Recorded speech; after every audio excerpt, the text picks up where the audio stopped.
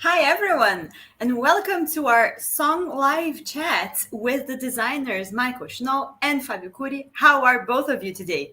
How are you, Michael? Let's start with you.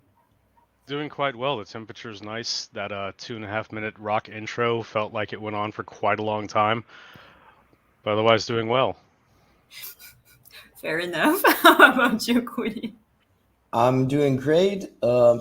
Temperature here is mild, let's say, and I'm actually glad that we got a little change from the elevator music that we used to have before. So, yeah, it's good. Well, we can have more versions of this. We're gonna have more different options, I guess, for next time.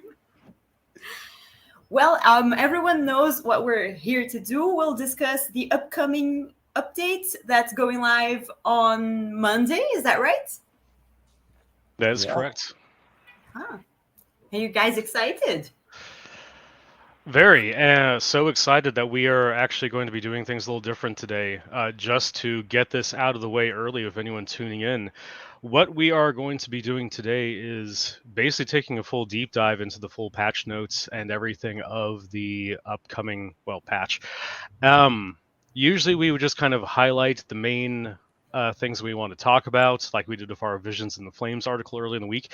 We are actually going to be spending the next bit of time basically going over most all of the changes, talking about them, some of them in brief, some of them in more in depth. But this is going to be quite the long haul live stream today. So hopefully everyone here is prepared to settle in for that because we're going to go through everything. Well, not everything, but a good like 85+% of things we're going to at least touch on. Yeah. And we should start right away. So just to everyone watching us, we will be taking very few, if any, questions because it's a lot and we don't want this to take, I don't know, too much of your time. It'll already take a lot. So we will be taking questions very sparsely. Shall we start? Yeah, Yeah. just basically picture, the A Song of Ice and Fire books. This is about the size of one of those. That's roughly the time that we'll take and cover today on things, just to give a scope, because we have 9+ factions to get through, plus the design decisions and talks about all of them. So yeah, we should really just get right into it. Yeah. Yeah. Get your paintbrushes, and you'll get a tray of units done by the time we're done. Come on, gather round, kids. Sit a spell. You're gonna chat up a bunch. So first up, passing a turn. So what can you tell us about this one? Okay, so we talked about this briefly in the Visions in the Flames, right? For anyone who didn't catch that, it was earlier this week. And now let's talk a little bit more about in depth. This is a very significant change, so we'll take a little more than just a couple minutes to talk about it. So this is passing a turn. Basically, we took into consideration the impact that activations were having in the player mindset and just in the game as well, right? And we really want players to be able to play with all sorts of lists.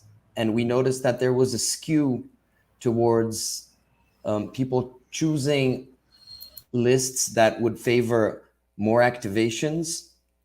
So we wanted to give players a chance to play the more elite lists that they want to play, but they felt they were being hindered by the lack of options when activating or being able to trickle out the round. So we created this pass mechanic where the player with the least amount of units at the start of the game, being those combat and non-combat units, would get the right to pass. He can only do this once per round and only twice per game, but that is enough to for the player with less activations to keep the tempo of the game at critical moments, right? And we thought that was something that was starting to become necessary just due to the amount of units that there currently are in the game. It makes it where you can have a lot of different tools at lower point costs already. So we noticed that that was a trend that was happening. Michael, if you want to add something. So one of the things here is that this is, I feel, going to be one of those changes that you're going to really have more of an impact on in the medium to higher levels of competitive play. I don't really feel most of the casual people are going to, well, I don't want to sound like I'm like speaking down to casuals or anything. I feel this is going to be a much more significant change the higher level of competitive play you reach. Casuals might even see like, I don't really understand why I would ever want to pass a turn, or if you haven't reached the point in the game of really understanding the tactical benefits of that, then it's just a learning process. You'll get there. Um, but with any game of alternating activations, activation count does become a factor, and we still wanted that to play into list creation because it still is an important thing. You shouldn't just have the flat blanket same number of activations per side, because if that was the case, you just build that into the mechanics. But your actual number of units, what they can do, how good they are, what quality they are, those are actually things that should come into play. And with the current meta of the game and everything, people were favoring activations above most everything. So we didn't want to fully like skew that to the direction where your activations just didn't matter because everyone had the same or some number of that, but it was still want to be a factor of list creation. So now this is coming into play here, where if you have less activations in your opponent, you will get this benefit here twice per game. This means that the total activations that you're playing in your list, and keep in mind that in the competitive format, you have a 2-list format. So this adds another layer on top of that, where you can have, a high activation list, a low activation list, or, some combination thereof, just see what your opponent's coming and what they're bringing, and, adapt to that. So this adds another layer on top of that, but really, will make it so that you can play that elite list if you want, and not feel like you're losing out on the activation advantage there.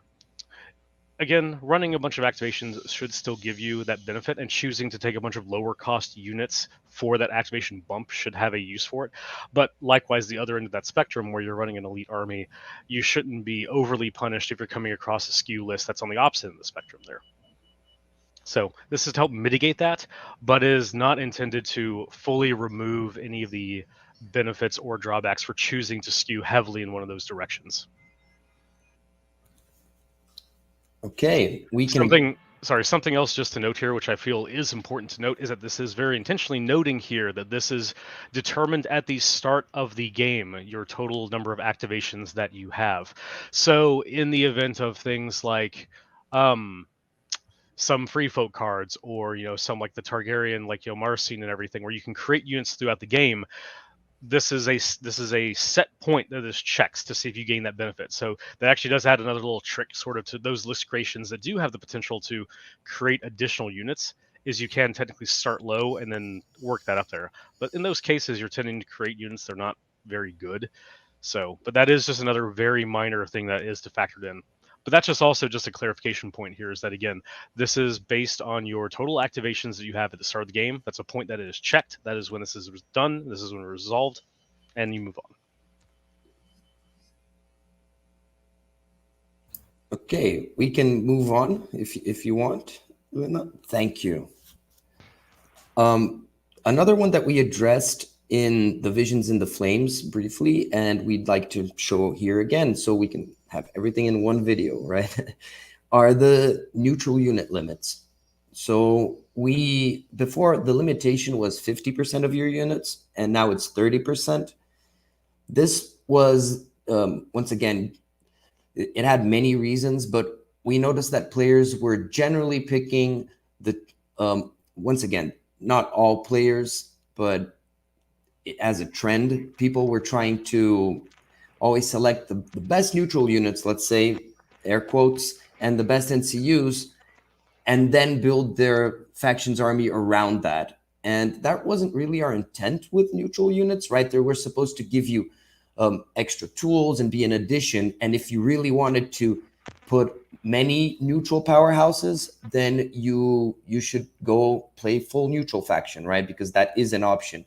So by reducing the amount to 30%, that really kind of showcases the neutrals as their own faction if you want to go 100% neutral, or if you want to play adding a few neutral tools to your kit, then 30% kind of seems right. I also believe that when the game was released and we made this rule being 50%, right, just to show you a little bit of like what's behind what's backstage, right?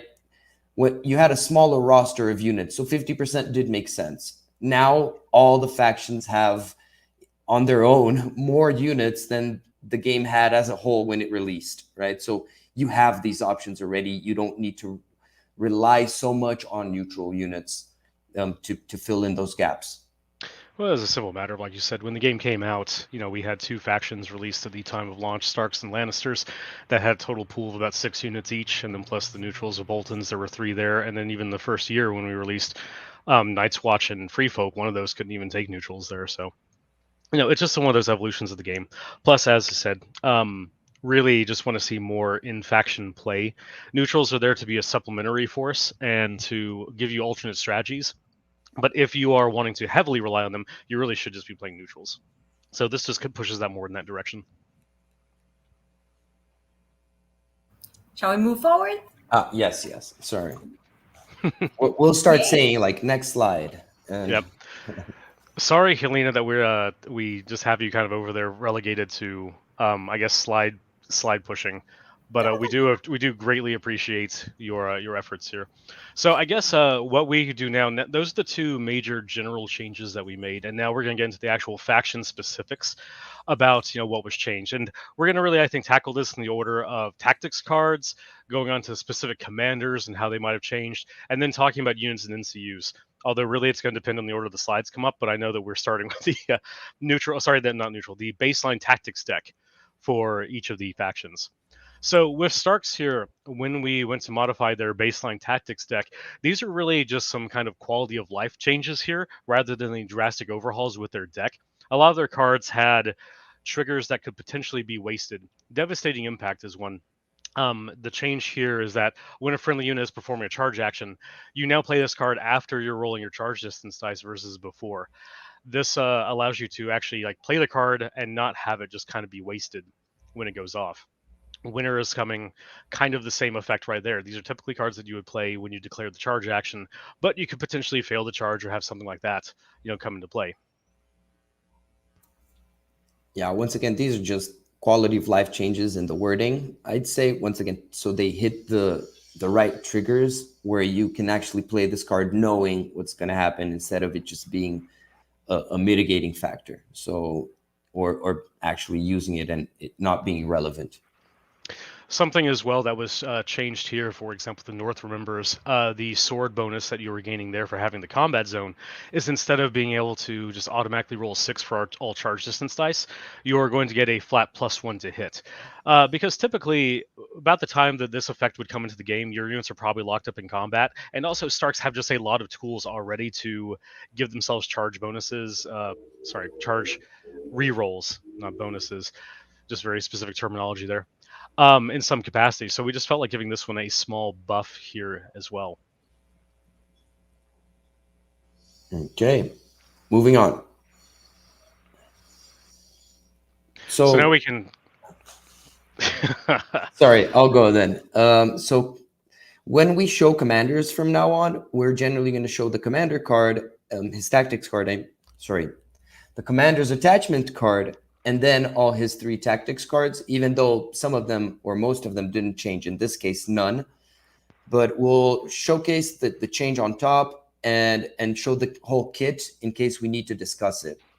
In the case of Robb Stark, I think this is very simple. He gained enhanced mobility. And, well, we believe that Robb is supposed to be the highly agile, smart, once again, hit and run and superior positioning kind of captain, pun intended in this case. And if that is a pun, sorry. And he just needed to improve his speed, right? He needed to fit into those cards. So we gave him enhanced mobility. Fabio, you're also slightly incorrect there. Hit and run definitely did change. So the old version of that was that you had to begin the turn engaged with the defender, and then you would be able to perform your retreat action. Now it's just the trigger of that is completing a melee attack. So this does allow him to actually do that kind of slingshot maneuver where he can charge in there, hit a unit, and then get the retreat off there immediately, which is even better, factoring in that he has regroup and that he now has enhanced mobility. So this one, this was just a simple change. We took the ability from the attachment and put it on here, but because of just the sheer amount that he wants to be moving around, this one is a significant boost to him. Yeah, thank you for that correction, Michael. We'll carry on. Okay, so Roderick got a lot of changes.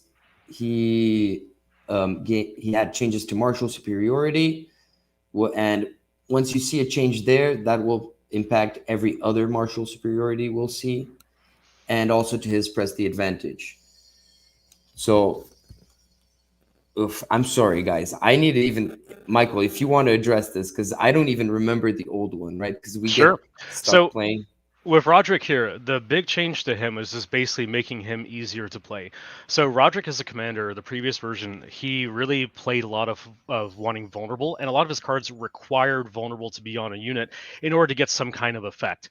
And this kind of was just the issue here of I'm having to set something up already to gain some secondary effect, and it just really wasn't weighing out that benefit there because okay, so I've got to make a unit vulnerable. Yes, he's got ways of doing that with mark target, but if that's the only way I've got, then I've got so many other cards sitting in my hand here that just are not letting me actually be able to be used. And you'll see this with a lot of the commanders that have that kind of requirement in the past. This one here allows you to just do what they want to, and if you meet the criteria that they had before, in some cases, not Roderick, then you'll get an additional bonus. But so looking here, we changed his martial superiority card and his press the advantage card. The old press the advantage, basically, it listed specific triggers for like, okay, if they're panicked, this happens. If they're vulnerable, this happens. If they're weakened, this happens. We just kind of made this a little simpler to play where if they have condition tokens, that's really all he cares about, you're going to start getting bonuses. And as you see, we also remove the baseline requirements because now you're just going to choose one. And if you have that condition token on them, it doesn't matter which one, then you're going to get additional stacking bonuses on top of that. So again, just made this card in general easier to play and thus making the commander easier to play as well. With martial superiority, this one changed as well to where the old version required you to expend a vulnerable token, and then you would gain the benefits. So not only did I have to have the card, did I have to have the proper time to play it, I also had to have an extra step of having this vulnerable token on there. Otherwise, the card was just sitting there dead. So now I can just play the card, and look, it does something cool. And if it's targeting Roderick's unit, being your commander, you're going to get an additional benefit to that as well. Combat prowess did not change in the slightest, so.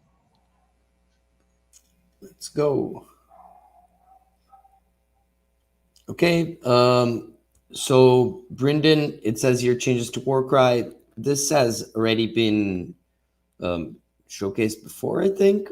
This was just a change to make the Warcry Tactics card match up with the ability. Yeah, so exactly. That's pretty much what we have here. Yep. We'd rather go fast on these, right? Yeah, we have a lot to cover.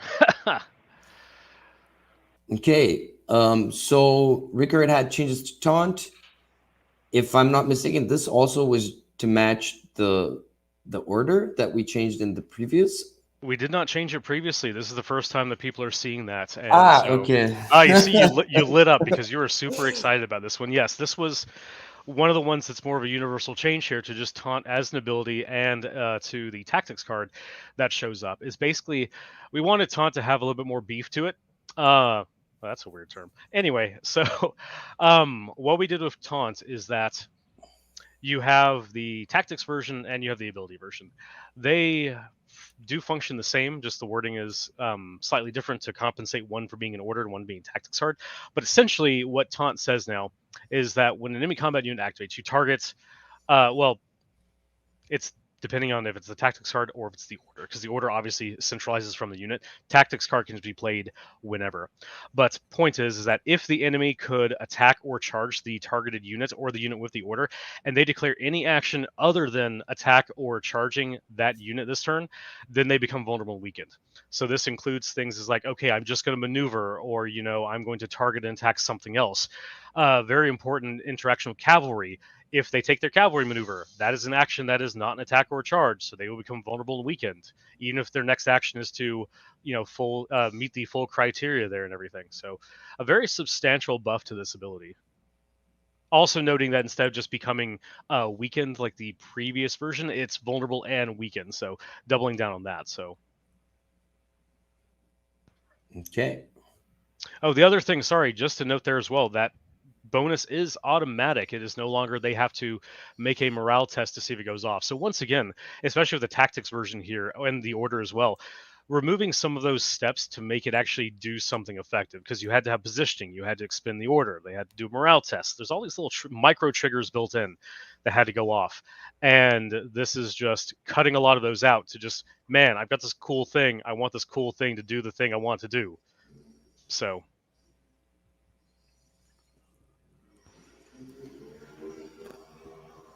Okay, so here once again with Mage, we changed some of her tactics cards up.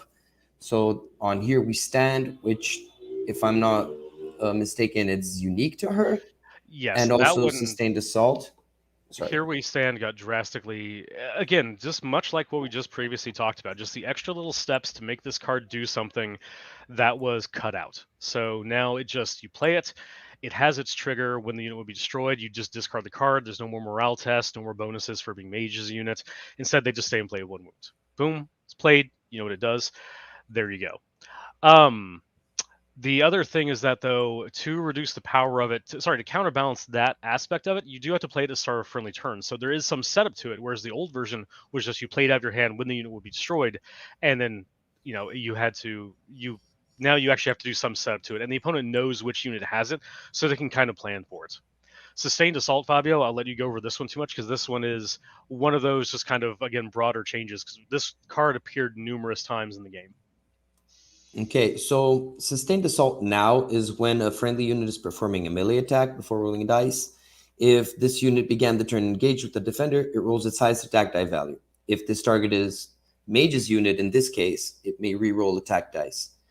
So we noticed that sustained assault was not performing the way we wanted, exactly because usually it was giving benefits already to units who had those.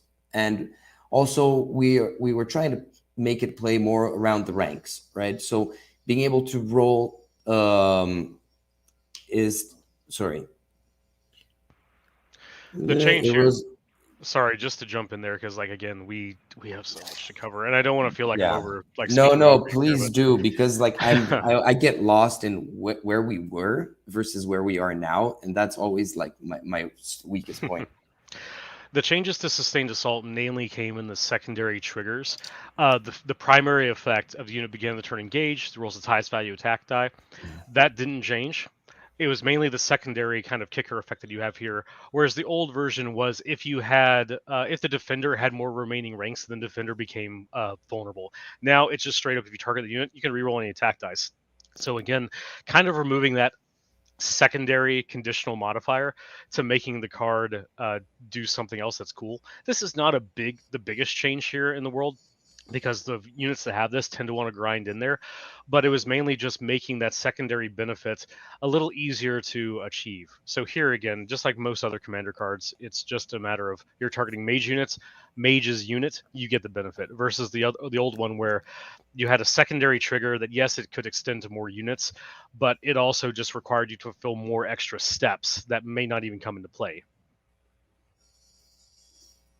Perfect. All right, let's see what we got next. Howlin Reed. Okay, so here we had changes to Krennic traps and Threat Unseen. This was, again, just kind of to ease up his play a little bit. Howlin was a commander that was a lot of fun, but it was also kind of a little complicated to use. And just, once again, the amount of kind of setup and stuff that you actually had to do to make him actually do stuff. The Threat Unseen, old version of the card, was you target one enemy combat unit. If there is an unengaged friendly Krennic unit in long range of the enemy, but not in line of sight, that enemy becomes panicked, then suffers 1 panic test. 3 conditional triggers right there, just built into the effect. But so right here, we just removed the limitation where they had to be not in line of sight. So basically, as long as you're fulfilling the ability of having an unengaged friendly Krennic unit in long range, then you get the benefits of the card. Boom, easy enough right there. The secondary change here done to Crannog Traps. Old version of the card was when an enemy unit activates, if they're in long range of a friendly Cranogman unit, they suffer -1 speed this turn. If the enemy, and then you would target a terrain piece until the end of the round. Enemies treat that terrain as having the dangerous keyword. That, while a cool, really kind of flavorful effect, then what you would have here is that it could be relevant, but it didn't have a direct impact. It was kind of one of those like, yes, that's a really cool thematic effect, but is it really practical? Is it really doing too much to my gameplay? And the answer to that was sadly just not really. So now it's instead been changed to if the enemy declares a maneuver, march, or retreat action, it is treated as moving through dangerous terrain. So no longer is that a condition of like, oh, hey, this piece of terrain that you were probably going to avoid anyway and get some kind of benefit. Then no, you don't get to do that. Now it's just you target the unit, and you're going to suffer this effect of moving through dangerous. Very, very powerful card. Yeah. Once again, so you guys can catch the trend, we're getting underlying tactics cards, right? That had these that were fiddly, and we're trying to adjust them so they're more direct to the point, right? And impactful, as all cards should be. Bear traps. I guess they're bear traps. I mean, so the Krennics hunt basically like the Winterfell equivalent of alligators, and so I guess that'd be a gator snare. Anyway, Florida people, you can chime in and give your feedback later in the comments. Okay, so let's move on. I think Yeah. that Guys, might have been. I'll be in the back end. If you need me, just call me and I'll come back. Okay. Of course. Units. I was so wrapped up in commanders and tactics cards, I forgot that we actually have units and NCUs to talk about for each faction as well. Yeah, so a lot of these will be very quick and straight to the point. We'll try to like save time on these. But in case of the Stark Bowman, we had changes to arrow volley. So previously, honestly, before what we it had was just happen here, the attack dice, right? It's not on the skill. Sorry, no. It's absolutely arrow volley got changed. Before it would units that failed their panic test would become weakened, and that played into the fact that Starks don't really care about doing weakened. So now arrow volley instead, if the defender rolls a 1 on any of their defense dice, that unit becomes weakened. So these guys have become a very good support piece in that regard. Basically removing the focus here from being the panic test, because while you could potentially build some Stark builds that interacted with panic, they didn't really have a lot of tools by that to interact with that by design. But everyone can benefit from weekends, and now you have a really good support piece here in the Stark Bowman that they're just going to sit in the back and they're just going to start dishing out a weekend and then a pelt of arrows onto units, which in turn is going to play more into the Starks, because Starks really like to be wounded but still not be dead. Actually, I think most things would probably prefer to be wounded, not dead. But here, okay, weekend is just a universally powerful effect. And they also got a quality of life increase. But yes, and once again, just like Michael said, the Starks don't really have that much vicious and access to Panigan shenanigans in general. So, and we wanted to keep the effect without, with a different way to access it. Yes. Okay. Next. Telly Cavs. We previewed this one in the last live stream, actually, here. But basically, we switched out Embolden for a Rally Banner here in this case. And that was just namely because this was kind of a sideways shuffle here. With the Starks, a lot of the effects that you'll see, they didn't really need extra morale test buffs because they're already fairly solid on that, and especially if you build around it. But the ability to get some minor healing off of passing morale tests, this we felt was something that was a little more like beefy to the actual faction there, and this can actually stack with a lot of the other morale boosting effects that they already had. So this gives you another tool to play with. We already talked about this one a lot in the last live stream, so I don't want to spend a huge amount of time with this one, just because, well, I really don't want to keep repeating over and over again that we have a lot to cover. So let's minimize saying that. If you guys stick around for the whole thing, then you'll stick around for the whole thing here. The morale increase did happen here because they did lose their Embolden effect, which did affect themselves. So this was just really to compensate for that, because it doesn't actually make a change. They were 5+ morale effectively before. They're still 5+ morale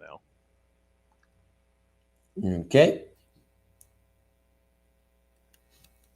Okay, so in the case of the Cranogman trackers, the Kranigman trackers were supposed to be the sort of support piece for the Starks, right? They're this mid-range, they like to harass their opponent and slowly wear them down, but they don't really like to be in the center of combat, right? And we had given them swift retreat, which was our way of saying, oh, okay, they want to get out of the combat, right, and stay in that mid-range. But that was really pushing them into a place where usually if you have an ability, you want to use it, right? And that was placing the Kranigman trackers into dangerous positions where it's not really the style they want to play. By removing that and adding mark target, we actually make them, like I said, that mid-range support piece that slowly aggroes your opponent down.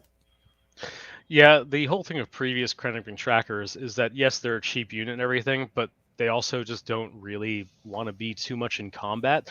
Their main use was hidden traps. I mean, yes, they got their Kranigman bow, which is meant to just kind of plink units for, some minor damage, but having a melee ability, if they got charged and were engaged with any even minor threats, they probably weren't going to last that long anyway, with a 6+ defense and 7+ morale. So taking that hit was already going to be enough to basically take them out of the game.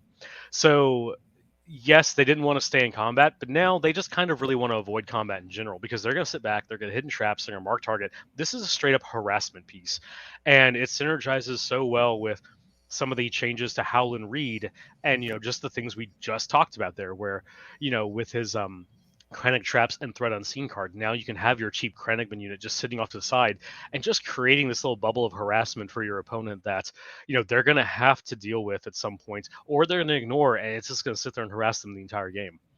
So really happy of just kind of shifting these guys to having a more solidified role, where now they're just going to sit long range on the board and create this little bubble of being annoying. Carry on, Elena. Okay, Eddard's Undergard, they gained Go Down Fighting.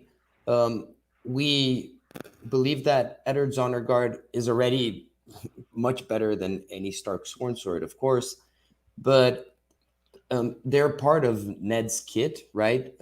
Having Ned as your commander is what allows you to use this unit, and we wanted to make it feel a little bit more elite, have a little bit more oomph, because of the way Ned plays out, and especially where he draws a lot of the attention to him, that we wanted to have them get a little bit stronger. And with Go Down Fighting, that it already decentivizes your opponent of trying to flood your Honor Guard with chafe units.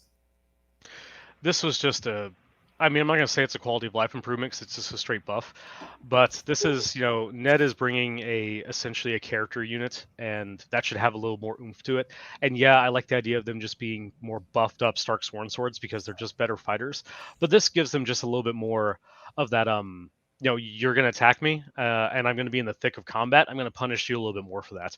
And then combined with, how just Eddard plays, you're going to want to focus down his unit, because he was always wanting to be in the thick of things. And this is just giving you a bit more decentivization, that's not a word, to your opponent to really overcommit and try to take him down. Okay, carry on. Hey, points reductions. That's really all we can really say there. This is just a straight points reduction to Robb Stark, King of the North, and to Eddard Stark, Hand of the King. 6-point NCUs. While they do have their place and everything, Eddard just wasn't really seeing a lot of play, so we moved him down to 5 points. Same thing with Robb Stark here. We moved him down to 4 points as well. I will just briefly note this, because I don't want to get into too many design philosophies or things like that, but frankly with Robb Stark here, noting that this is intentionally not just outflanked, because it allows you to double down on that effect and give you a bonus to it as well. So I just want to note that very briefly. Fabio, I don't know if you have anything else to add, or if you want to I'll just quickly add that these two, they're very powerful NCUs, but their effects versus you actually gaining those points on an attachment or something else was impactful in list building, right? They were expensive because we were wary, and now that the community once again has played a lot of this, and we can see some results, we believe that they actually fit being one tier below their point, like in their new points costs, right? Something else to note here as well, now that comes back to my mind, is that Robb Stark also, that version has another kind of hidden buff there as well, and the points reduction does directly matter a little bit more because he can bring Grey Wind. So while you're not getting, like, you know, a reduction there, you're technically getting 2 activations there for 7 points, which is good. You have pass tokens, so, you know, it's something to think about, but... And with that, I think, yes, we did finish all the Starks, and now we get to move right on to Lannisters. Before we move on to this officially here, I guess, anything, closing statements or anything you want to make with the Starks there, Fabio? No, not really. The Starks were one of the ones that suffered the least amount of changes. So there's a lot to cover still. I'd say that... Fabio, we can't say lot to cover still. We got to make a tally board now every time we say it. Okay. Well, I'd say that, once again, the Starks, since they're they are the oldest faction, and we already know where they are and where they're supposed to be. Generally, they usually just get quality of life changes, right, and minor fixes. So once again, that's good. That's a good sign. It means they're a matured faction. Yes, the distinguished gentlemen play Starks. Even though they single-handedly have the longest stretch of making bad decisions in the book series, like, by far. Anyway, moving on. Lannisters. So, in general here, the changes to Lannisters came, a lot of their changes to their baseline tactics deck. And this was because, much moving back to like what we previously talked about, Lannisters had a lot of cool tricks, but required so much additional setup to make those cool tricks kind of work. We just kind of cut those down a little bit here. And basically, that was a big focus on a lot of their cards, not just in their tactics deck, but also you'll see in their commanders there as well.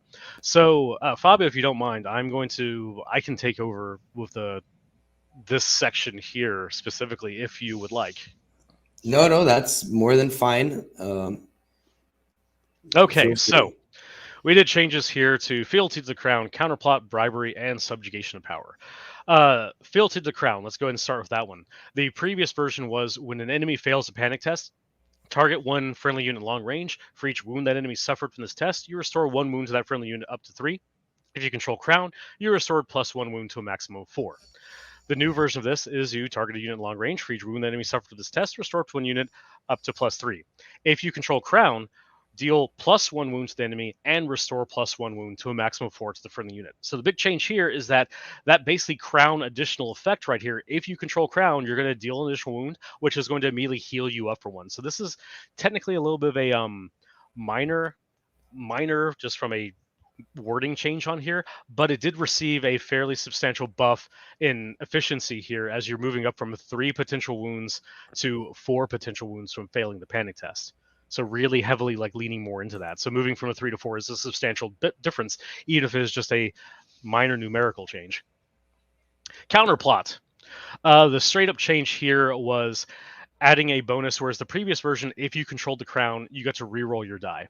Now, if you control the crown or the wealth zone, then you cancel the effect on a 2+ instead. So it doesn't give you a reroll, it just adds a straight bonus to your roll, making a 3+ to a 2+. If you control both, then it automatically succeeds.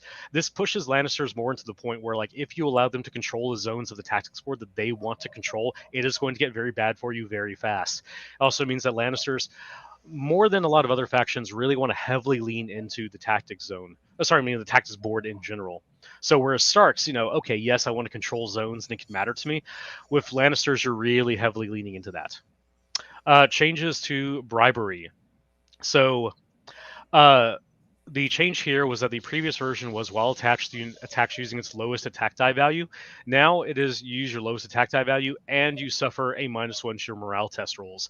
So this allows you to basically stack this card in with the other synergies that are so spread across Lannisters about wanting to mess with the opponent's morale. So it also helps the card not going away from the unit, right? Yes, exactly. You can still get rid of it if they get targeted by the wealth zone, but now that morale test is just that much harder to pass, along with other Lannister tricks and shenanigans.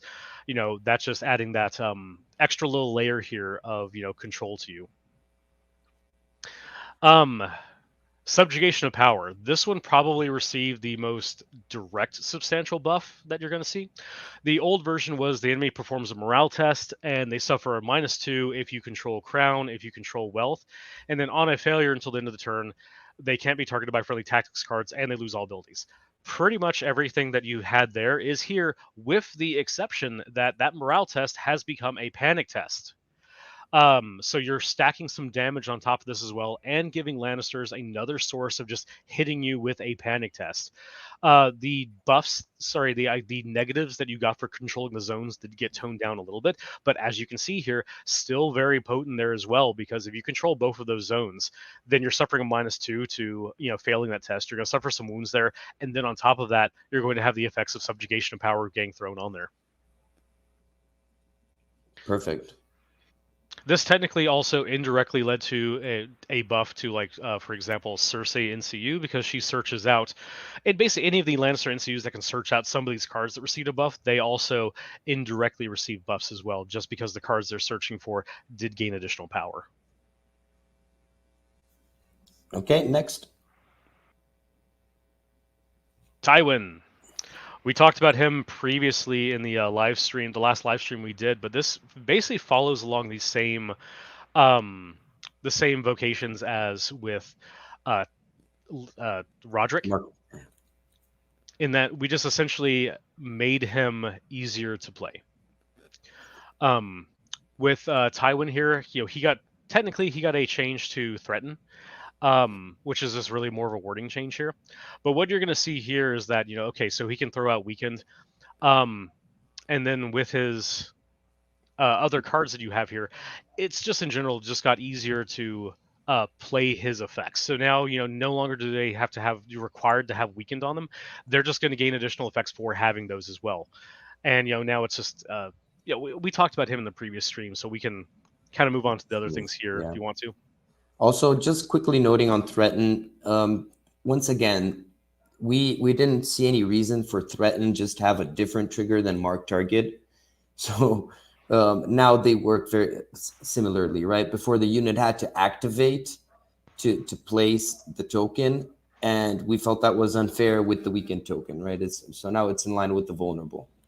Yes, thank you. That is one of the quality of life changes we made there, also just for streamlining. But yes, it does have a bigger global effect, because it does change from being when Tywin activates, thus forcing you to activate him earlier to trigger his effects, to just making it start of a friendly turn. So now you have more control over when you're going to do that effect, and thus feed into a lot of his other effects as well. With other units, right? He can actually be that commander, that control commander, right? So you start turn, use Threaten, and then activate another unit that can use one of his cards, like Exploit Weakness. Okay. Jaime, man, it feels like Jaime gets more versions than his character does in the actual book series, but he's just really complicated and nuanced. Okay, so with Jaime here, we gave him a buff to his actual commander attachment, in that he gained precision. Figure it's the Kingslayer. He's probably pretty accurate when he attacks. So now the unit that he has is actually getting some buffs there as well. There was also changes here done to 2 of his tactics cards. In Kingslayer's Renown and Kingslayer's Prowess. Yes. Infamy and Infamy and Renown. Infamy and Renown. Prowess did not change. Already plenty good. Infamy got technically a minor change right here, in that the old version was if the unit was engaged with Jaime, then they would become panicked and suffer that effect. Now it's in long range of Jaime. It just happens if Jaime's in long range. And then with Kingslayer's Renown, the effects that make you automatically pass morale tests, those are powerful, but they are also kind of a little dull. I mean, to be honest, like, yay, I play a card and I pass the test. Very powerful gameplay effect, but doesn't have a lot of like oomph to it. Now, because Jaime really does want to be in the center of things and everything, if you play this on Jaime's unit, they're also going to restore 2 wounds. So just a small little buff right there. But you see here, this is not anything that got drastically overhauled. These are some small quality of life buffs combined with a decent buff to his attachment, just to up his kit a little bit more. Yeah, once again, these commanders that they focus on them, like Eddard Stark, Jaime. You're really kind of hedging your not hedging your bets, right? You're putting a lot of you're putting a lot of eggs in one basket. So that needs to be a very strong basket, right? Yep. And the other thing to consider here as well is, just because we did previously touch on it, is that Lannisters are such a faction that has so many little parts that snowball together. Like, again, all the changes that we did to the baseline tactics deck, all the subtle NCU buffs that come across of that. With some other factions and the things that were changed, you can see a much more direct impact buff on select units and play styles. Versus here of Lannisters, it's more kind of just a global, basically let the entire seas level just kind of rise a little bit, and that makes everything just slightly improved here. But of course, we're still targeting the ones that were underperforming, or the ones that just kind of did not feel as rewarding to play. And Jaime is a big fan favorite character, and so we just wanted to give him a little buff to make him feel like the master swordsman that he fully was, I guess. Next. You have a hand, or okay. I'm sorry, I'm just looking at the time. Oh, come on. I was almost going to say it. Can I add that to the tally marker here? I need a wide erase board. The Mountain. So Gregor here plays against how Lannisters actually tend to work. And so that means he just doesn't have a lot of synergies typically with the deck, so that his individual power, needed to kind of be rebalanced around that. One of the changes here that you're going to see is to Price of Failure, which is a card that does appear quite often. So, Fabio, I'll let you cover that one, since this is a more of a universal one, before we get into the specifics changes to Gregor. Okay, so in Price of Failure, now after the status appears, defenders. So we just made this card a little bit stronger before it be. Right? Is that it? I'm so sorry, guys. Okay, so Price of Failure, I think that this one actually received a fairly substantial buff here. Previously, Price of Failure was that after you made the attack, if you, for each miss you would have rolled, you suffered hits to the unit. Now, it's after the attack is completed, if the defender was not destroyed, the attacker becomes panicked and vulnerable. AKA, that's a problem for future us.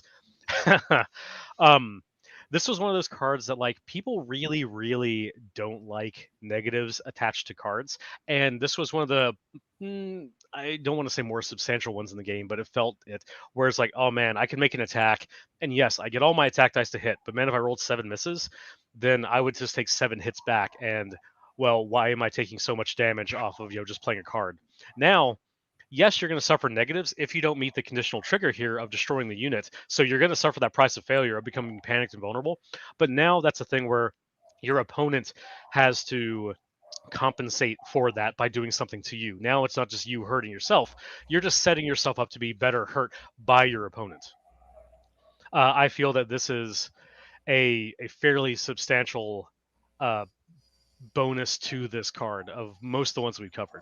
Now, as far as Gregor himself, this was a small buff here where essentially now, he cannot become weakened. He is, I almost said a swear. He is the GD Mountain. And, he is not someone who is ever going to not be just hitting at his maximum capabilities here. Exactly. And we also removed. Oh, no, that's it. Sorry. Okay. We can go to the next one. Joffrey. Okay. In Joffrey's case, it was kind of the opposite way, right? Where Joffrey had too many drawbacks and hindrances and negatives. So by changing some of his cards, we made him a little bit easier to use, a little bit less oomph in your own gut as well, right? These are very strong cards, but we decided to remove some of their drawbacks to make it more in line. Specifically in You Will Obey Me and Traitors Will Have Your Heads. So if You Will Obey Me, it's almost like just touching about what we talked about, Price of Failure. People really didn't like playing that card because, okay, if you for each miss that you got, you would just straight up suffer a wound, and then you would have the effect of becoming panicked on top of that if you didn't destroy them. Now, once again, removing the immediate negatives there, and if you didn't fulfill what you were supposed to, then you're going to become panicked and vulnerable. Again, very negative things right there. But what you're doing there is that you are creating a situation where your opponent can now capitalize on you versus you just basically hitting yourself. With traders, I will have their heads. That was another one of those kind of fairly substantial buffs right here that I feel will come into play with actual execution versus just explaining it. But the big difference here, old traders, I will have your heads. Still has the same effect of you target an enemy combat unit, and then while you're attached, anyone who attacks them is treated as having vicious. The difference here is that the old version was at the end of the round, if the enemy had not been destroyed, then each of your friendly units in short range became panicked and vulnerable.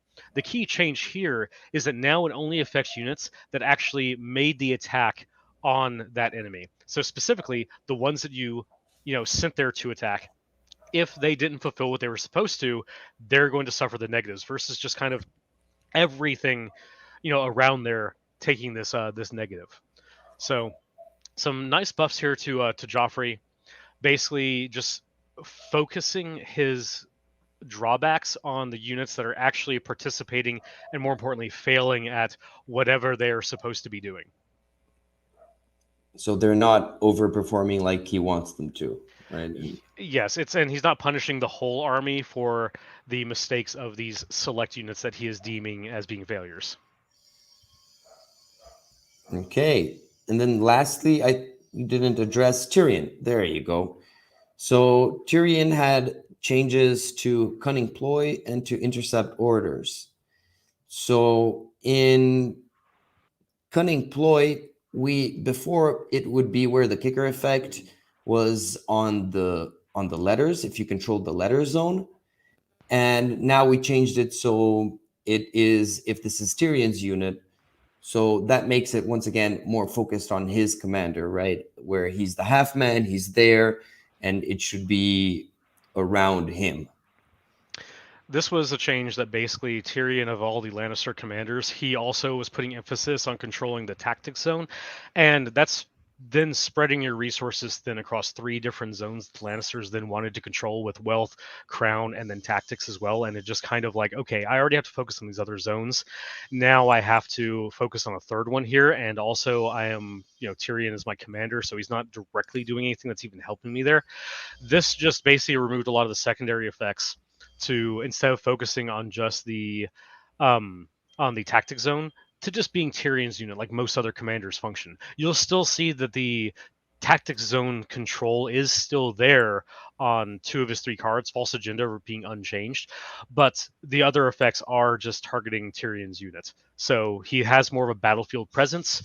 He might be short of stature, but he does cast a tall shadow. So that was just a change we did here to basically bring him in line with the other commanders that make him more of a battlefield presence. Yeah, and once again, in intercept orders, we just added an effect in regards to being close to him. So, and he still is very focused on the letter zone, but having 3 of his cards made him dependent on that zone, right? So not only is he more battlefield focused, but he's also steering away from just tactic zone control, right? All right. Let's move on from, I believe that is it for the commanders that we're talking about today. Yes, now we're just moving into some good old-fashioned changes and points reductions. So Tyrion Lannister's attachment here received Giant Lancer. So he received Battle Plan. So he can actually, you can discard 2 cards to search your deck for 1 tactics card and add to your hand. I love this effect, and then he kept his old counter strategy effect there as well. So he is just absolutely just a walking tactical powerhouse. Citadel Enforcer, that's the change to taunt that we showcased earlier. Lannisters being one of the few factions that just universally have access to that via the form of a generic attachment. So fun times for controlling where your opponent's going to go and throwing out those condition tokens, which Lannisters really love so much. Okay, next. Okay, so Landsporch City Watch, we had changes to adaptive style where, sorry, once again, Man, Fabio, the Brazilian. And then I start Brazilian feeling the pressure accumulate. Brazilian wintertime. All right, so adaptive style, the changes that we did here is basically we buffed each of these effects right here. With adaptive style, previously it would just give you the +1 to defense dice rolls. Now you're also getting +2 to your panic test rolls. And on the offensive side of things, in addition to just getting the +1 die for each of the remaining ranks, you're also gaining precision on top of that. So effectively, just if you want to specialize in the attack or the defense, you're getting extra benefits to those, leaning heavier into those. And this is going to affect all units that have adaptive style just kind of across the board here. To compensate for this a little bit, we did change their attack die profile from the 774 profile previously to a 764. Not the biggest change there, but that's just a small little, like, basically minor math back end here. So there you go. You can basically, for not being specialized in either of the effects, now when the time comes to specialize in one of those, you will actually be fairly significant at it, because you have a 6-point unit now that's going to become a 3+, 5+, or you can switch it around to gain precision and then +1 die for each of your remaining ranks. The die is extra important there as well, because that does factor into the fact that you do have precision now. So, for example, when you're making that charge, these guys do have the potential to be throwing out 10 dice with precision at their maximum capabilities. Okay. Pyromancers. This was a change here that, to be honest, I have a little bit of mixed feelings on. Sorry, because we gave these guys a buff in removing the conditional 1 effect from wildfire, where if you rolled a 1, you would suffer a wound. That was a very kind of thematic effect of like, oh yeah, they're carrying this very dangerous wildfire that they drop it, they're just going to incinerate themselves. A very cool little thematic thing here, but it also was drastically hurting the unit's playability. And so we decided to cut that. That was one of those changes that, like, this was for the good of just making the unit kind of more viable to take. Ignoring defense dice is a super powerful effect, and just straight up ignoring defenses and having vicious on top of that. Yeah, these guys are a super big glass cannon, no pun intended there. I hate puns in all shape and forms. But essentially here, we buff them by removing that negative from them. You're paying the points for these guys to just be a force of destruction, and they're a force of destruction on offense, and also have this nice little defensive capability of Horrific Visage. Yep, that's perfect. Quality of life improvements. House Gallian Mountainsman, you received a +1 to your morals. There you go. Castle Rock Honor Guard. Castle Rock Honor Guard. Okay, so we did some changes here to Lannister Oppression, namely giving them baseline Vicious. And I believe that was the main change that was done here. These guys received a buff in the last patch, so we just gave them a little bit more on top of that, and so we'll see how they play out. I guess that's really all there is to say here. We can move on. Points reductions, sort of. Qyburn, you move from 5 points to 4 points, putting you in line kind of with Varys here. Reasoning behind this is because these are all conditional effects that require your opponents to actually play into them.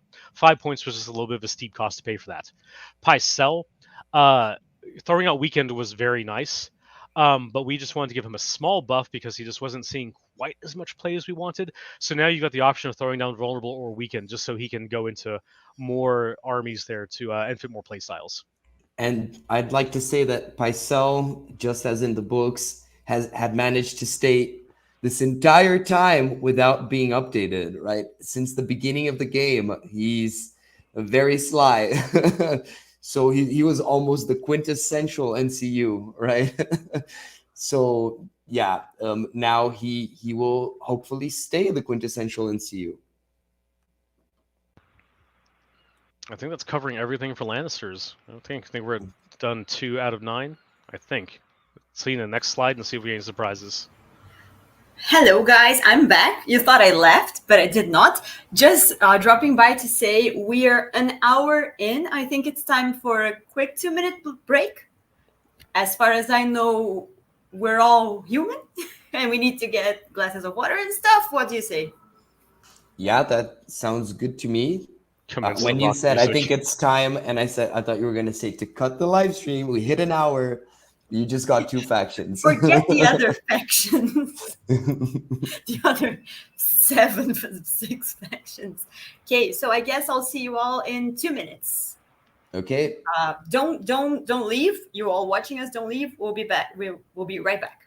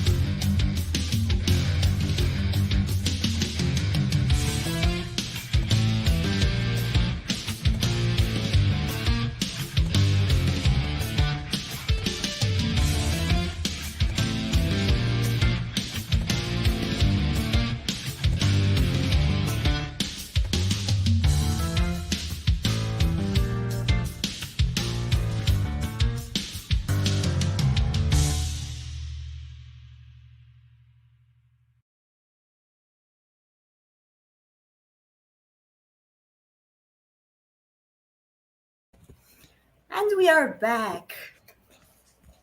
I still, whenever I hear that 2 minutes of rock music, it's just the 90s X-Men intro song.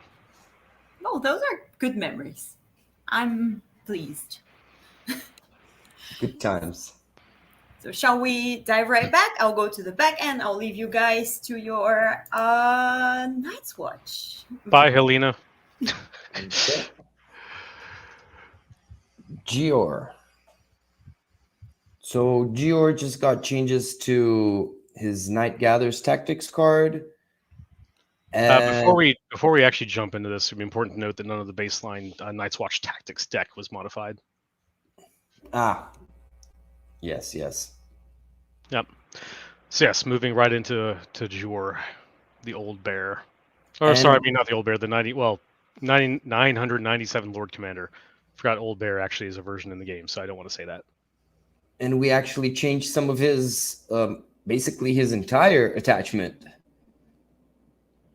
Yeah, so with Jor, he previously had Dauntless and Embolden, which was improving the morale across the board to synergize with a lot of his other tactics cards.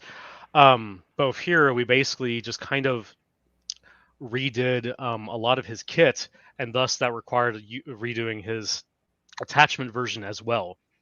Being one of the central figureheads of the Night's Watch, we wanted to give him a unique ability, so he's got Stay at Your Post now, which is when a friendly unit in short range passes a morale test, they restore 1 wound plus 1 wound for each of their destroyed ranks, which is basically a order version of Dauntless, which is the previous effect that he had, which was each time you pass the morale test, restores 1 wound. And then he also gained Stand Your Ground there as well, instead of Embolden. So the difference here is that with Stay at Your Post, it doesn't affect only his unit now. He can actually push that out. And also something that we noticed with Gior was he was giving you these morale buffs in an army that had already amazing morale and didn't need more buffs on top of that, right? Night's Watch is one of the most consistent morale in the whole, in between all the factions. So instead of having him push that further, he actually capitalizes on their high morale. So he still is the same, let's say, like play style, but hopefully he fits his own agenda better, right? When you say, when someone asks you quickly, oh, what does Gior do? He capitalizes on good morale, right? Should have been the answer, and now it is. With Night Gatherers, the change there was just that it deals a baseline hit plus 1 hit for each remaining rank in the unit. So this was more so a buff just to his attachment version here, rather than just over our more things overall. Okay. Brynden, oh boy, the first ranger. Just double checking. Yeah, Brynden just changed his lying in wait tactics card. And he gains Stark Fury instead of Ambush on his actual commander attachment. So Ambush was a neat effect here. But again, a conditional one. We wanted to give him a little bit more of an oomph to actually have more of a direct impact rather than just being kind of more conditional. So he gains Stark Fury from Rickard in the Starks, which you previously saw way in earlier versions, a same ability name in the Sworn Swords. But Stark Fury, when this unit is performing a melee attack before rolling attack dice, the attack gains critical blow and sundering. After completing the attack, the unit suffers 2 wounds, -1 wound for each of its destroyed ranks. So again, just buffing up his actual attachment version here. And then changes to lying in wait, as Fabio was saying. So lying in wait, if I'm not mistaken, we changed it to make it, once again, easier to use, right? With less of these hidden conditions, right, that were in them. Right, before every one of these effects was contingent on the unit being a ranger unit. Now you can trigger it without it being a ranger unit, just you're going to gain additional buffs for it being a ranger unit. Okay, next. Alistair Thorne. Funny enough, everything that we changed on Alistair, we have already actually discussed. So he got threatened, and we changed price of failure, right? So I guess that already is explained. So he gained threaten, which is a huge benefit to him, and then the price of failure changed right here. And next, let's not linger on these. Okay. Sir Dennis, he got changes to 2 of his tactics cards, and his attachment remains the same. So in adaptive methods,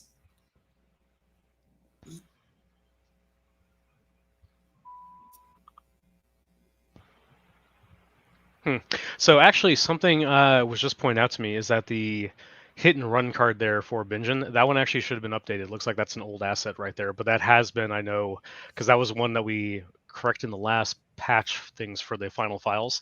So just noting that anyone that caught that is actually supposed to be mirroring on Rob's version and will be corrected there. That was just a mistake in the PowerPoint here versus the actual files. So just want to note that since I just caught that as we were sliding through. thank you very much. But now with adaptive methods there, this was again another one where the previous version was you replace one condition token on any one unit with another condition token. Now you actually have the effect right here where you are gaining a condition token and then you can switch things out. So again, a baseline buff right here of instead of having to have something set up, you're gaining initial benefit here and then changed. And then next, I think will be Cotter, right? Moving on to Cotter Pike. All right. I have to say, by the way, this is actually one of my favorite commanders in the the Night's Watch. Just from, I like the character a lot in the books. For all of his questionable involvements and things right there that you ever actually see him do. It's just the idea of okay, yeah, you have this this old just a Greyjoy guy that just got put into the Night's Watch, especially the fact that he's the East Watch commander. I don't know, like I said, just one of my favorite characters there. So the changes that we had here was to Pike Aggression. Previous version of that was the unit performs one melee attack using its lowest attack die value. The attack does not trigger a panic test. And then changing it to, after completing this attack, previous version, the attacker suffers 2 hits plus 1 hit for each hit rolled during the attack. Now it's just you suffer 1 hit for each hit you roll during the attack. So getting rid of that initial 2 hits. 2 hits. Yeah, once again, these 2 hits were a little bit overwhelming to opponents, right? So the 2 hits were overwhelming to the unit, and that was becoming where the attack wasn't even relevant, right? You would end up taking as many hits as you were dealing. Well, so actually, and I just saw that we had our comment there pop up from Helena and Breath right there. Killing meta confirmed. The thing is, the actual killing potential slightly did rise on this, but the actual numbers usually did not. So typically, a lot of this is going to be condition token play and things, aside from some effects. But typically, the cap did not really change too much on a lot of these effects. Just the ability to exploit the potential swing on them in the form of condition tokens, that is what changed. But like if something could have put in the past potentially deal a maximum of 8 wounds, very seldomly did that potential actually change from being 8 wounds. Just the math in between via weakened tokens or vulnerable tokens, that did modify around. But frankly, the actual numbers for potential damage when these same hits and effects, that did not skew too terribly much. Yes, there's some cases where it did happen with maybe some increases to like panic test damage in some cases, like some of the Lannister cards dealing +1 wounds. But typically a lot of this was just removing a lot of these same self-damaging effects that you saw. Like a lot of the changes you're seeing here, typically drawbacks are being reduced on the units for using the effects. So I guess if you want to consider it less killy in that regard, and the fact that, yes, I'm going to kill less of my own stuff by just playing the game, then yes, that is true. Okay, next. Okay, once again, just points changes and taunt, right? So Gren got changes to taunt. We can just skip him. Skip Gren. So Dolorous Ed fell from 2 to 1. Once again, especially with new attachments, we're always very cautious with their points costs, and eventually once things roll out and we see their potential, then we can try to lower down their numbers, right? We avoid releasing anything that's too cheap in points, because that can really be a party pooper. So with Dolorous Ed, we felt that it was time for him to go down to a point. His ability really is on par with other 1-point abilities. And typically what you're seeing here is that a lot of these guys were floating between where they should be. Like with Edison, once again, a lot of conditions to actually get that effect to click on, and it just wasn't bringing what it's worth for 2 points. Gren, just again, a change there to taunt that you've seen. And yeah, and once again, sometimes these guys, they're right in between 1 and 2 points, right? And so we are in the side of caution. All right, moving on. Okay, next. Shadow Tower Spearmen, their defense improved a bit. So they're a 7-point unit. They already have reasonable attack, but they don't have really any attack keywords or anything like that. So we decided that instead of adding more offensive capability to them, because if you want that, you already have that in set for charge, and you should be putting attachments on them to gain those effects. We believe that increasing their defense was the way to go, so they could fulfill that role of being a strong 7-point unit without overlapping too much into Sworn Swords or veterans. This was supposed to be one of your defensive units that can really keep and hold a point, and they just really weren't doing that to the point we wanted them to. So they became a little more defensive. Next up. Cold Hands, Mysterious Ally. So he got a small buff here small buff, moving his defense from a 4+ to a 3+. Gave him a little bit of a boost here on his attack dice, but his points also did go up as well. With Night's Watch, is basically we don't want them to have too much access to that many of the cheaper units specifically. So these things here got moved up here as well. Yeah, exactly. Once again, Night's Watch, they shouldn't have the very, very cheap activations, with very few exceptions. And Cold Hands really was delivering a lot for 4 points, but he wasn't worth 5. So now he is worth 5 with these improvements to defense and attack. I mean, he's very powerful. He'll keep coming back and feeding victory points, though, if you keep just throwing him at things. Okay. Next. Okay, veterans. We just gave them precision. Once again, they're supposed to be the sort of elite. They can bypass some kinds of armors and mechanics like that, right? Either through Counter-Strike or Disrupt. That gives them defensive things, but they really needed a way to once again, to be cool when hitting. So we believe that precision was the right fit for them. They got their weapons sharpened. It's cold up north, okay? Waystones are very rare. Okay, and next.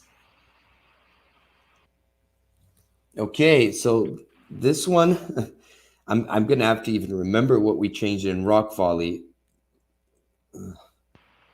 Well, so the changes here were basically just standardizing a lot of how these both the War Machine attacks kind of function on this. So with Rock Volley, the current version that you have on here is cannot attack solo units, which, okay, saw that before. May attack enemies regardless of range, line of sight, same thing, saw it before. If this attack generates any hits, instead of rolling defense dice, the defender suffers 1 wound plus 1 wound for each of its remaining ranks. Once again, I just want to reiterate this because it is something that keeps coming up, is that it's even bolded on the card here. This, if it generates any hits. A lot of these effects that you'll have here, people still will misplay them where it's like, okay, I rolled 2 hits, so I get this effect twice. No, this is all or nothing here. The other effect that changed on here, though, is if the attack does not generate any hits, the defender suffers 1 panic test with -2 to their roll and +1 wounds on failure. So now you have this unit here, big stationary thing, has restrictions to it and everything, but you're still hurling a bunch of rocks at guys. It's still, panics them. Just the fact that, like, oh, look, there's catapults being thrown at us. Mm-hmm. Exactly. So that's it. Carry on. Hunters. Okay. These are just number shuffles. But yes, in the Hunters, we increase their ranged and melee attack dice, but we did decrease their to hit value on ranged weapons. Yeah, so this basically made them a little bit more focused here, where they actually do want to get in melee to utilize that Swift Strike, and it did give them a nerf there in the form of the Hunter's Bow being reduced because they can make use of that quick fire. So it did get toned down to push these guys to being a bit more of a let's go and attack them in melee, with the bows being a secondary benefit, versus before it was pretty much primary, just I'm going to throw a bunch of melee attack dice, I'm going to throw a bunch of ranged attack dice, all of these hitting very accurately, and then just slingshot around there. With trackers, this was basically giving them some actual abilities to fight in melee, because before they were a 5+, which is frankly, just for any Night's Watch guy who is supposed to be, elite to some capacity here, just not great. Now with them, they're still not the best fighters because you're still attacking, in melee with now reduced to 5 dice with a 4+, but at least you can have some type of hit back versus previously before 5 dice, even on 6s, you're just not going to do anything. These guys' still primary role is to just kind of harass units and go around throwing down marked target, but now at least they do have some melee capabilities here as well. Okay. Next, Jason Malicer. It says here changes to times yet may come. That doesn't really say much.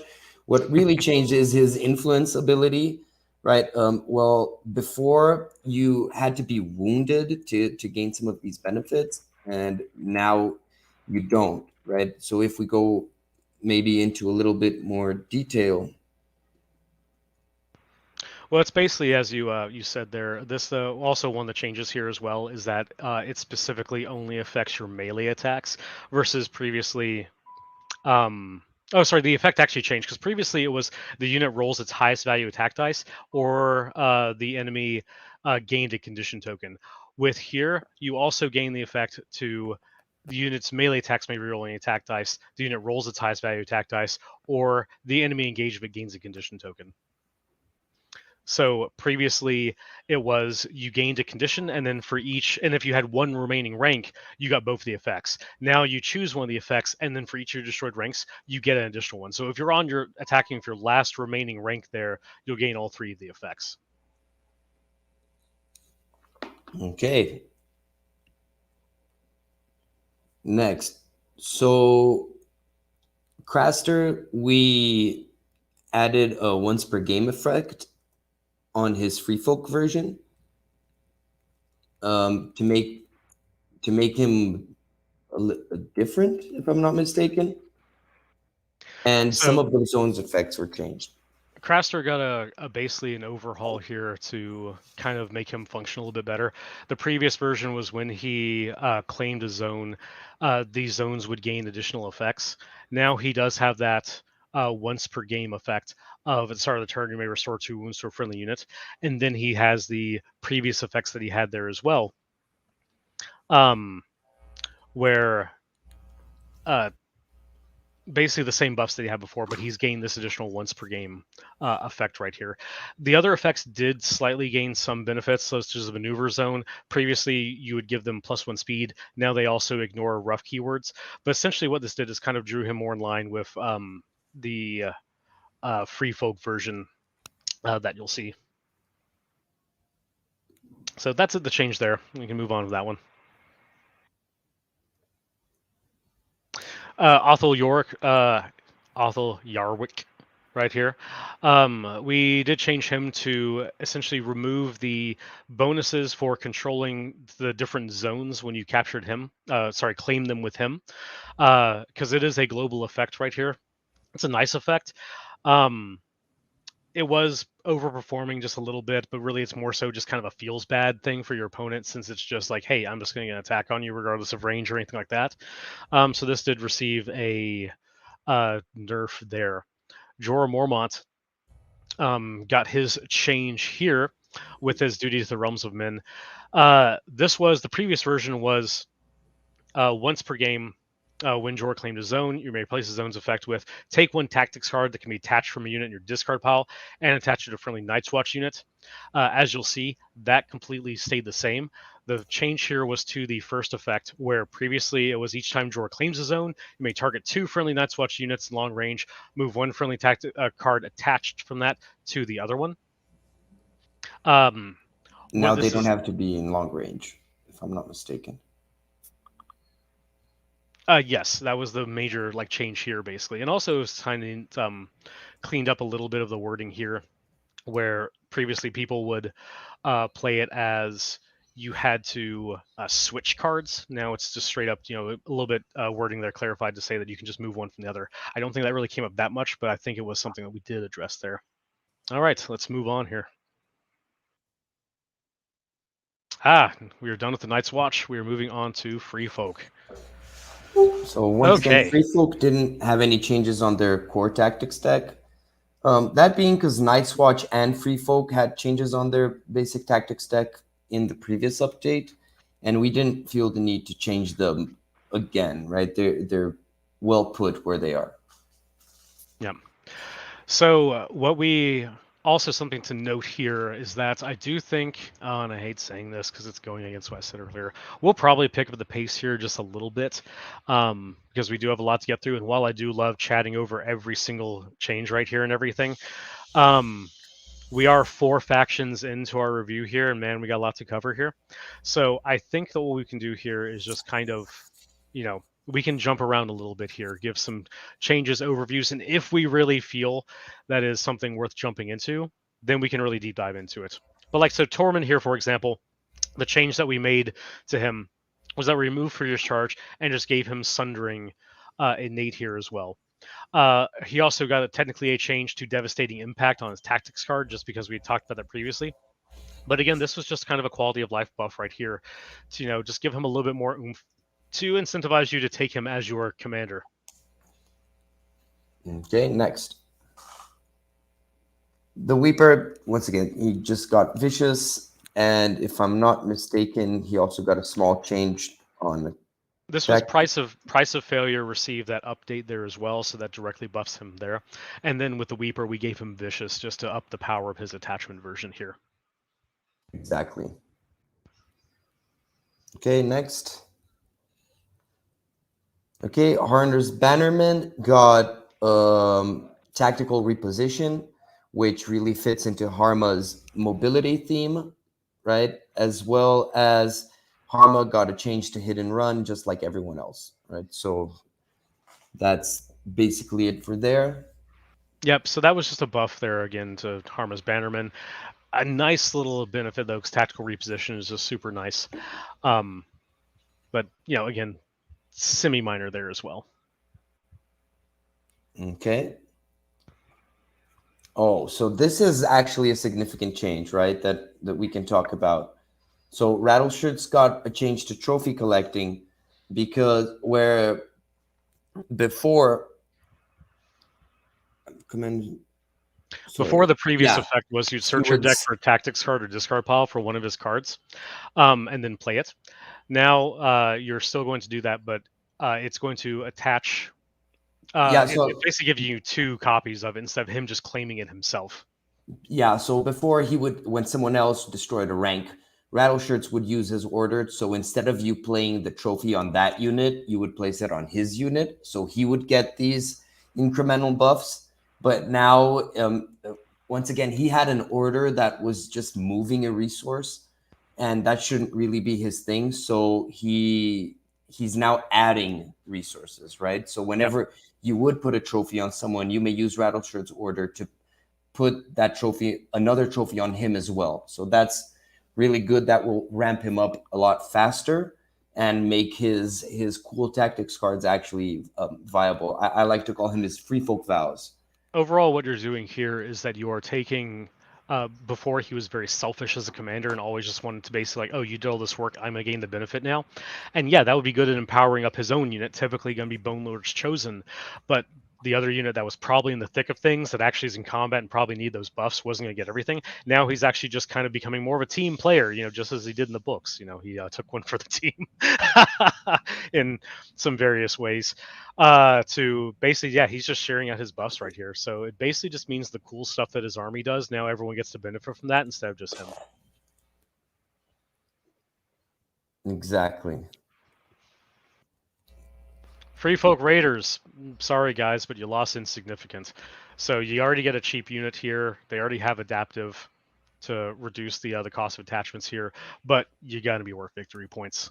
So yeah, before it was becoming kind of a no-brainer where they were actually making a lot of other things insignificant. Yep. Sorry, guys. Sorry, Free Folk players, but your army of cockroaches actually has repercussions now to being destroyed.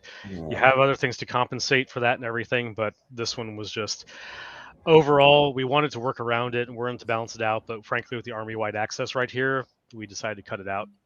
Especially on such a cheap unit, right, in points costs. So this is unfortunate. I believe that we did have to swap up a little bit of their flavor of the idea that there are too many in lieu of a better game experience for everyone, right, and a more competitive game scene. Okay. Next up.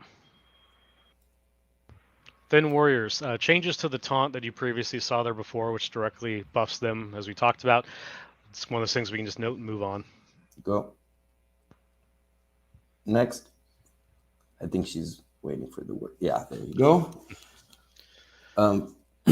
Followers of Bone. We improved their numbers a little bit, and also the Bone Lords Chosen, we decreased their cost, right? Yep. Most of these elite units were these honor guard units, let's call them, like in giant air quotes, were tending to 6 points, where that little discount is kind of part of what you're giving up on list building, right? By choosing that commander. So that's just quality of life. Let's go. Next. Okay, yeah. The host decreed. With Jon Snow, we gave him a buff right here and giving him an influence effect right here of Northern Resilience, while influencing unit gains +1 to morale test rolls. This is going to be with the only access to this that you're going to have in the entirety of Free Folk, but I felt Jon at 4 points. Yes, Southern Discipline was nice, but basically those little one-time effects, those are typically reserved for 5+ point NCUs, because once you use them, it needs to be some big drastic effect. And while this was nice, it really wasn't in that category, so we gave him this this influence here just to give him a little extra something to do through the game. Yeah, perfect. Next. Mance Raider, points reduction. Basically, I feel that if it's a points reduction, unless it's something that we really significantly want to talk about, we can just note it and kind of move on, just for the sake of, like, we don't need to go like, yes, he was expensive, and now he's slightly less expensive. Next. Lady Val. So Lady Val did have a significant change. Before, I believe it said, sorry, what did change? Lady Val previously was they perform a maneuver or retreat action, and if they retreated, then there was the secondary effect where the enemy that disengaged from would become vulnerable, and that was just straight up removed. Basically, cut that little bit out of her. Yes, it's a slight nerf for her, but that's what we decided it was needed here, because she was fairly consistently taken, and it was just like one of those things. Is like, did she really need that? Because she's already just giving you a straight up free maneuver or retreat action, which is also very powerful just to be having that in your pocket. With Styre, with Fury of the Thins, this was just he got reduced in cost, but in addition to that as well, instead of gaining the +1 attack dice, you kind of having +1 rank. Attack dice bonuses typically are a little bit rare, and we did want to keep those typically with things that are more expensive, but we wanted to reduce them a little bit more in the cost. So the compensate to that was, instead of getting the extra attack die, you kind of having the extra rank. Yeah, that makes him also a little less synergetic with monsters in general, but the way that Free Folk have so many monsters, it's just a way also to keep him in check when list building. Yep. Next. Neutrals. Oh man, this is gonna be a fun topic for everyone. That's everyone's favorite cousins. All right, neutrals. That was it for Free Folk, by the way, and I think that was some pretty good time on that. So, again, I if anyone is has a preference on either of the factions that we just talked about or coming up, don't feel like we're just skimming over things. It's just that we did spend a lot of time talking about Starks and Lannisters, and while we did intend for this to be a very long stream, we don't want it to be just necessarily all day long here. So, that's why the pace is kind of picking up a bit. But neutrals, okay. So with the changes to neutrals, we did reduce the cap, so armies, cannot necessarily just fill them, which therefore increases the viability of people just wanting to take all neutrals. The baseline tactics deck had to receive some changes here because it was just underperforming. No way around that, wording that. So that's just straight up what it was. With changes here to 3 key areas here, which was worth the risk, adaptive methods, and spoils of war. The previous adaptive methods was you would replace a condition token on the unit with any other condition token, and then if you controlled the tactic zone, you would move a condition around. Now you gain the supplemental just starting effect of you gain a condition token, and then all the other stuff stayed there. So just again, a straight buff. We talked about this before though as well. Worth the risk. This kind of goes back to initially when we talked about Lannisters, where the old version of this was the unit may reroll any dice for the morale test, and then if you're in short range of commander, you pass the test instead. This just gained the secondary effect right there, where on a success, you're going to restore some wounds on top of that. So, just giving you that extra little benefit there. Spoils of War received some interesting changes there as well.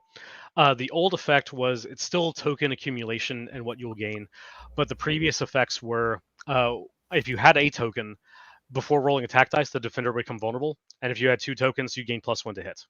The change here was mainly to entirely the first token, where now you are rolling your highest attack die value, and before rolling attack dice, the defender becomes vulnerable. So straight up, if you get it and you get a single token on there, your unit is always going to be rolling its highest value attack die. And if you get 2 tokens on there, you're getting +1 to hit. Which means in the case that if you attach this to like a cheap 5-point like Cutthroats unit or something, you're going to perpetually always be rolling your 7 dice, you're vulnerable, and then potentially have a 2+ to hit.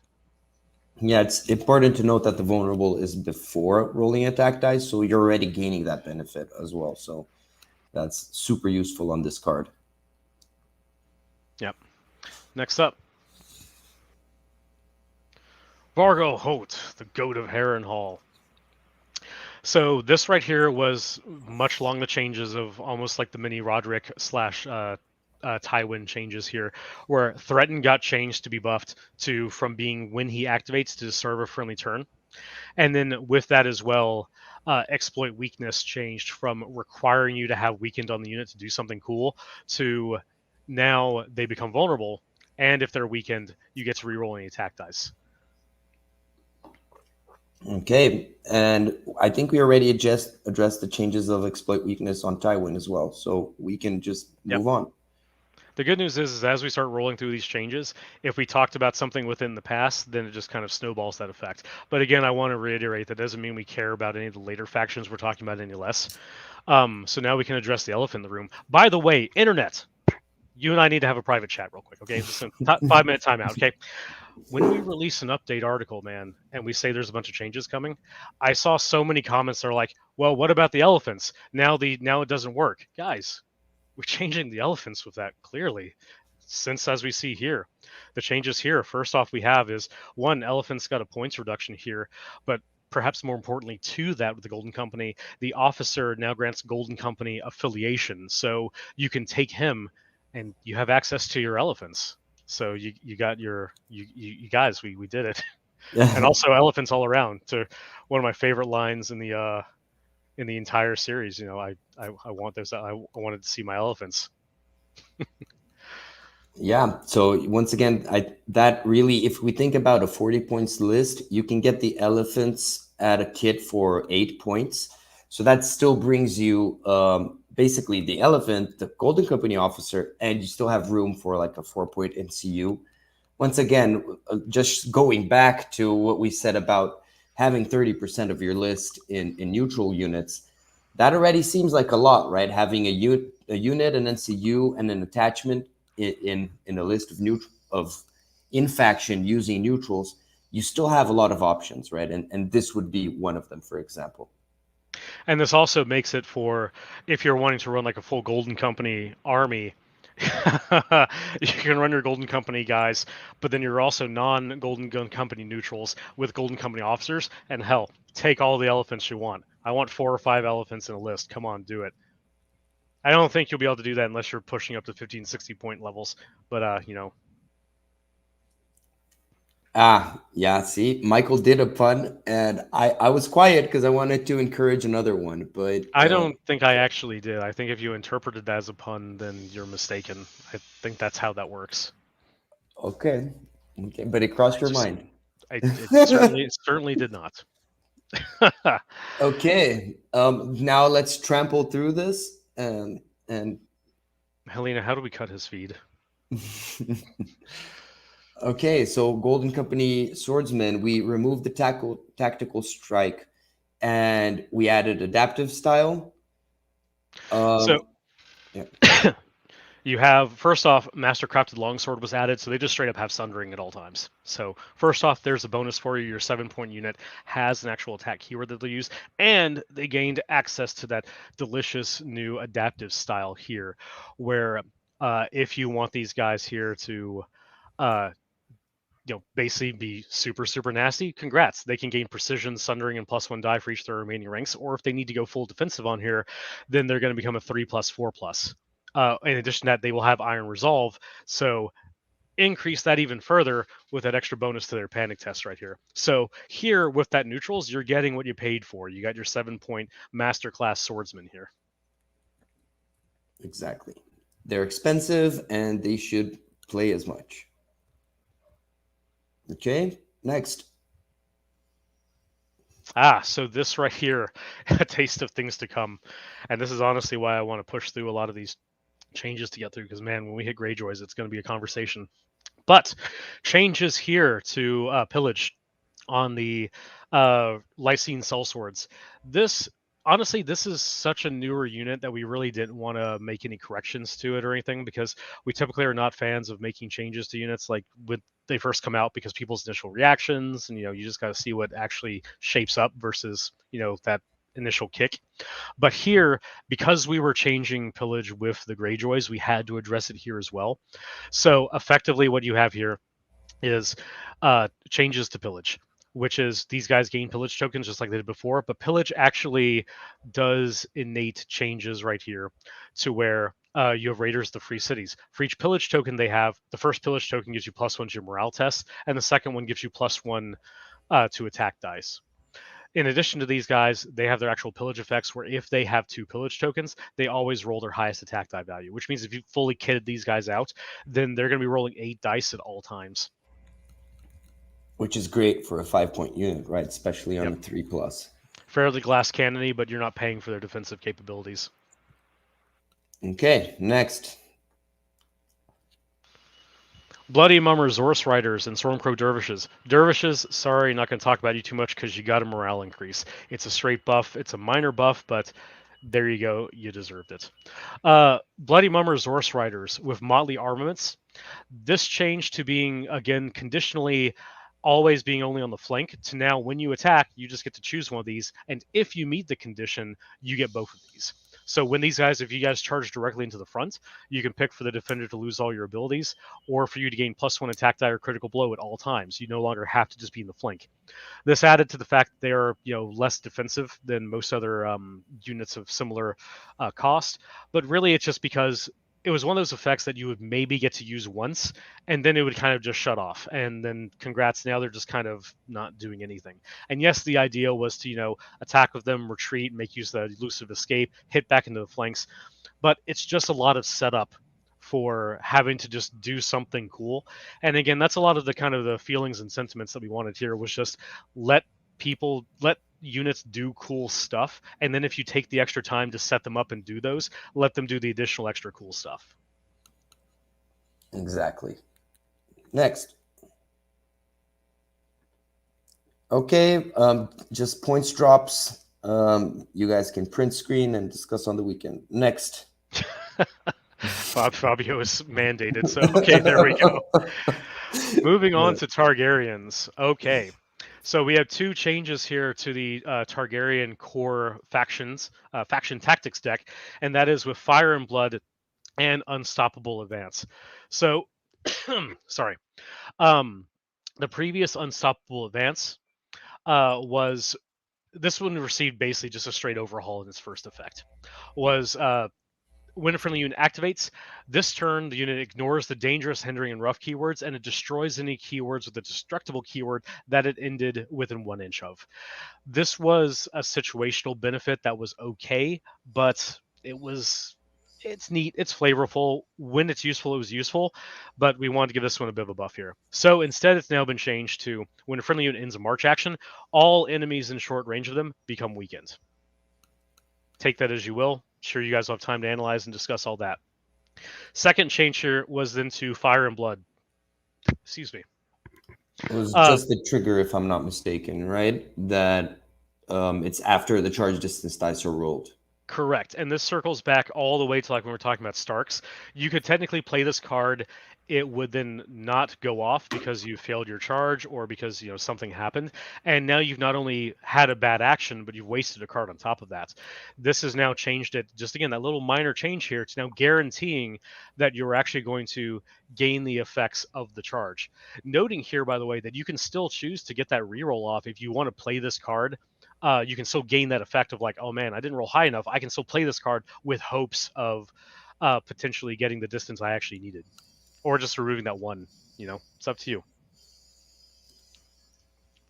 I think that's it. We can move on. Next. Belwas. Okay, so first off, Taunt changed. We talked about that previously. We'll just list that. Changes here to Pathetic Attempt and Count the Cuts. So both of those got changed. With Pathetic Attempt, the previous version of it was The No, attacker we can. Sorry, we already addressed this as well on Alistair and another person. I think we actually skipped over pathetic attempt with Alistair. I don't think we actually talked about that. Now Oh that I think my. about it. But essentially, the previous version was the attacker became panicked, and then if you targeted Belwis's unit, then they suffered wounds for each of the defender's remaining ranks. This card just got straight buffed up here, where now you target the attacker and they suffer 2 hits for each remaining rank of the unit, and if you target Belwis, they also become weakened. So this is just straight up extra damage on top. Count the cuts. That one was a very flavorful card, and we did make some changes here. And frankly, this is actually one of the first ones I'm kind of spacing a bit on what It we was just changed the on here. triggered. That's why, because Right, it's right. Because the trigger on it was a typoed one there on the release one, correct? Yes, on that. so yeah. Now it's after an enemy completes a melee attack. If I'm not mistaken, this was either a typo or No. This was it was because just a wrong timing. it was because the previous version was if they destroyed a rank was when it triggered. Now it's just if they complete an attack. So if you're going to invest the resources that are preventing you from losing the rank, then you can play this card on there. And you can still attack at full ranks, whereas the previous one required you to have at least 1 destroyed rank, which would drastically reduce the impact of this card because they can't heal. Yep. Exactly. Okay, moving on. Marcin, so this guy received changes to Warcry because of the overall changes. Same thing of devastating impact. And then his effect here also changed with unwavering conviction. Unfaltering conviction. The previous version of that was. Oh, I'm forgetting Yeah, exactly I'm what sorry. changed that. Oh, it's because we had to add the innate one on this. That was something that I don't remember if it was either overlooked, but whatever reason, the version that was printed did not have this as being innate. I know that seems like almost like, okay, why did we even bother hyping that up and everything? But guys, when it matters, it matters.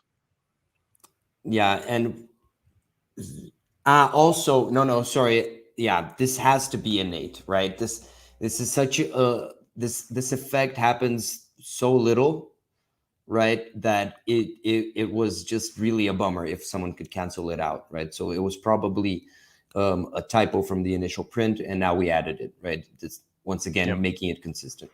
I mean, I will admit there too, it's a very minor buff there and everything, but we already talking about it, so there we go.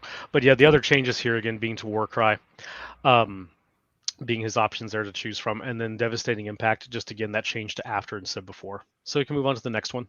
Still a very solid commander as he was before. Still very highly taken. Old Whitebeard himself, one of my favorite characters in the entire setting. Changes there though, where it's the sustained assault, which we've talked about, and then victory comes hard. It gains +1 to hit, if I'm not mistaken. Yes, this is a straight buff, whereas before it only gave Sundering.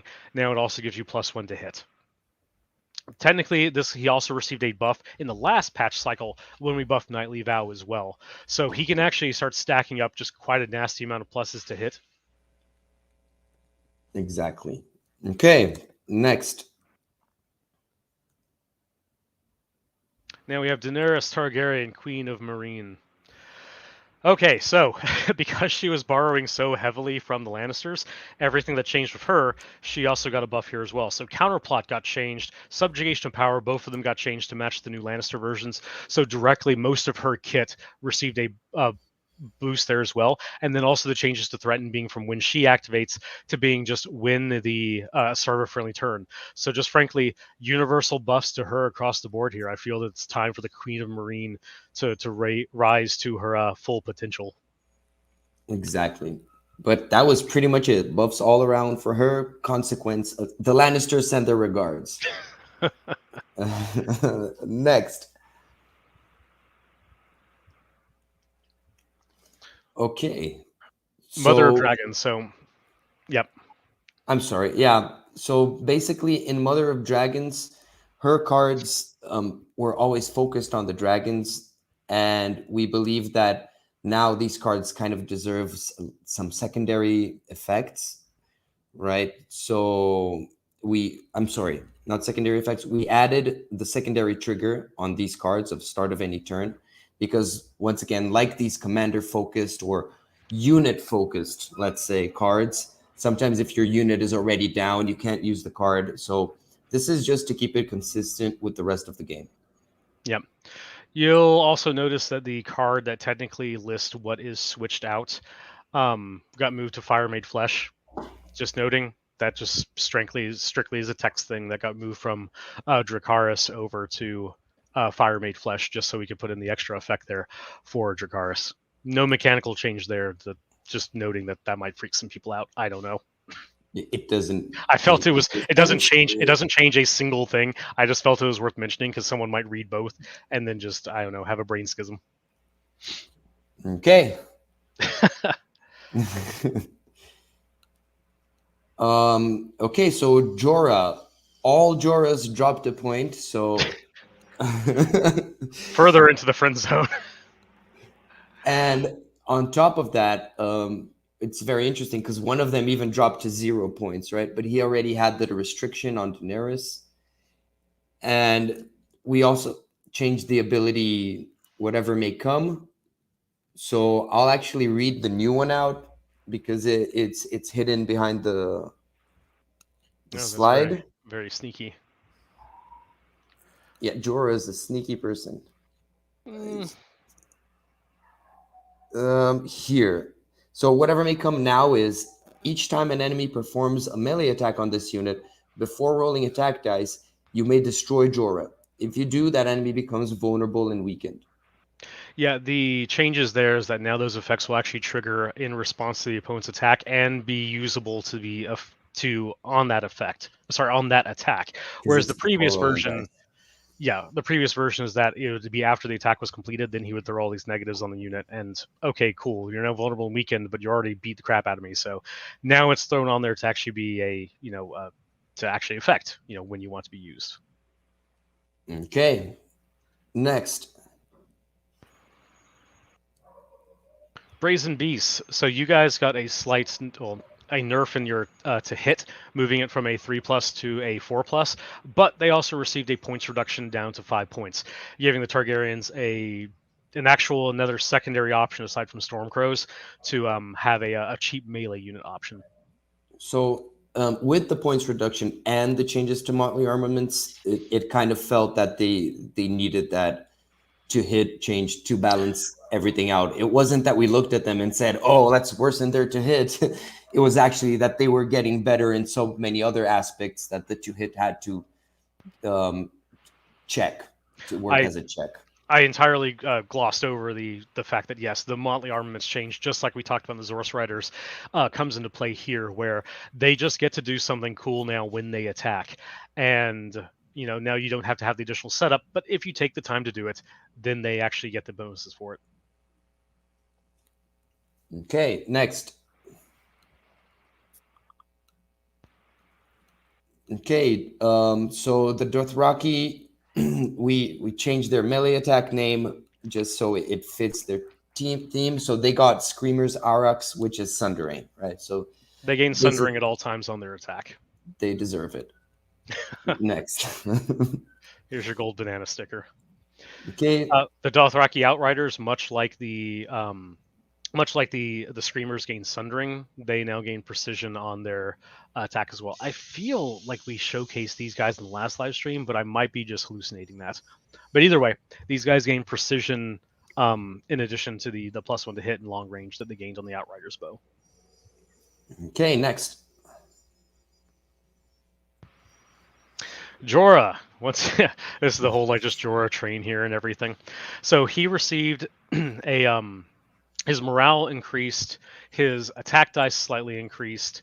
He did receive a points cost increase though, because he was just 3 points and just kind of a gimme in every single list that you take, because scout openings is really, really strong. Still is. It does have a little bit less synergies with some of the things before, namely with the Outriders that we just looked at, but still overall a very solid package here. And then with the Dervishes, once again, like we talked about in the neutrals, you guys received a small quality of life buff with your 6+ morale instead of 7+. Okay. Priot Pre, the Warlock of Quoth. Quarth. Anyway. Okay, so Piet got basically a complete overhaul. If you add him and his tactic zone together. So let's dissect this, right? Oh,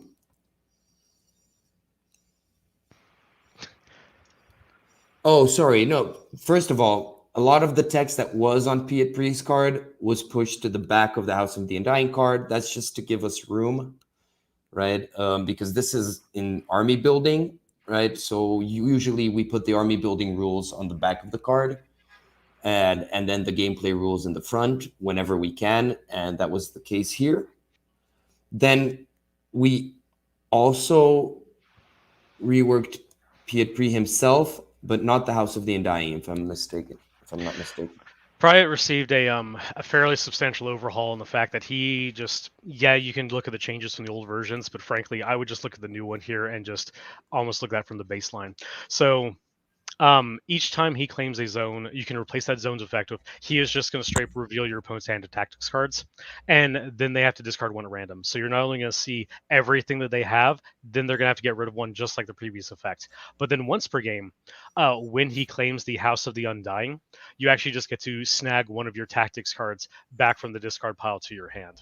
So substantial rework and, frankly, buffs to how Priet pre-played, a little bit more control into how he functions, and just giving him just really that control aspect, because you're just, again, at any point you can just go, oh, let me see what your hand is, and then I know what all your options are, and then I'm going to make you get rid of those one at random. And then the once per game is just exceptionally strong as well, because returning cards from your discard pile, I mean, we've seen how strong that can be in the past with other effects. Overall, very solid changes to him as well, in addition to just bringing the House of the Undying into the board as well. Yeah, so once again, just to add on this, Piet was always really something that we wanted to add to the game. Like bringing new tactic zones is always something really cool, but he needed to capitalize on it himself, right? His effect on the House of the Undying needed to be meaningful in comparison to others. All right, okay. I think that wraps up Targaryens, and I almost think Helena's. Oh no! Zaro. Right, points changes. And Zaro had some changes as well. You basically, before, Zaro had to control the zones, and now it's based on the zones you control. So yes, that really can ramp him up if you play smartly with your NCUs. That is a substantial buff right there, whereas before it was specifically the ones that he controlled, and now it's just straight up based on the zones you control. So it actually will have like scaling and stacking benefits throughout the round. You can play him early, you can play him late, depending on where you want to go. But then if you're setting him up, you will start getting all these benefits or negatives onto the opponent's units. Okay, I think now we're finished with the Targaryens, and we just hit the 2-hour mark. Should we do a little quick pause again? I think Helena is muted. Yes. A throwback to the past, right? Did this all the time. But yeah, you just reached the end of the Targaryen and a 1 more hour mark. Shall we do a quick break? Yeah, let's see how everyone also in the chat's feeling. Go ahead and just spam how your current feels as far as like, man, we're 2 hours in. How cool is this? Or we keep going, or man, this is too much. But anyway, we'll be back in 2.5 minutes? Correct. Would you rather have the generic rock music or the elevator music? Let's go with the elevator music now. Choose the form of your destroyer. Exactly. See you guys in 2 minutes.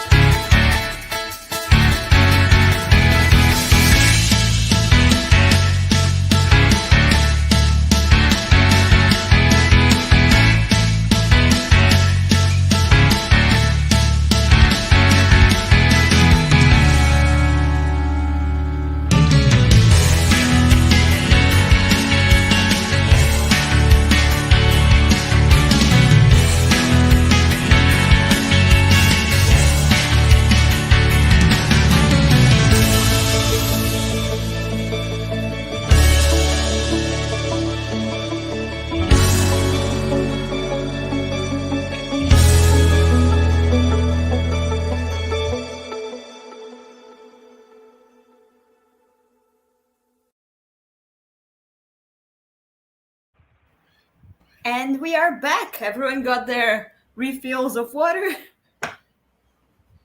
Yeah, it's full. I really just... So, ready to go right into Baratheons?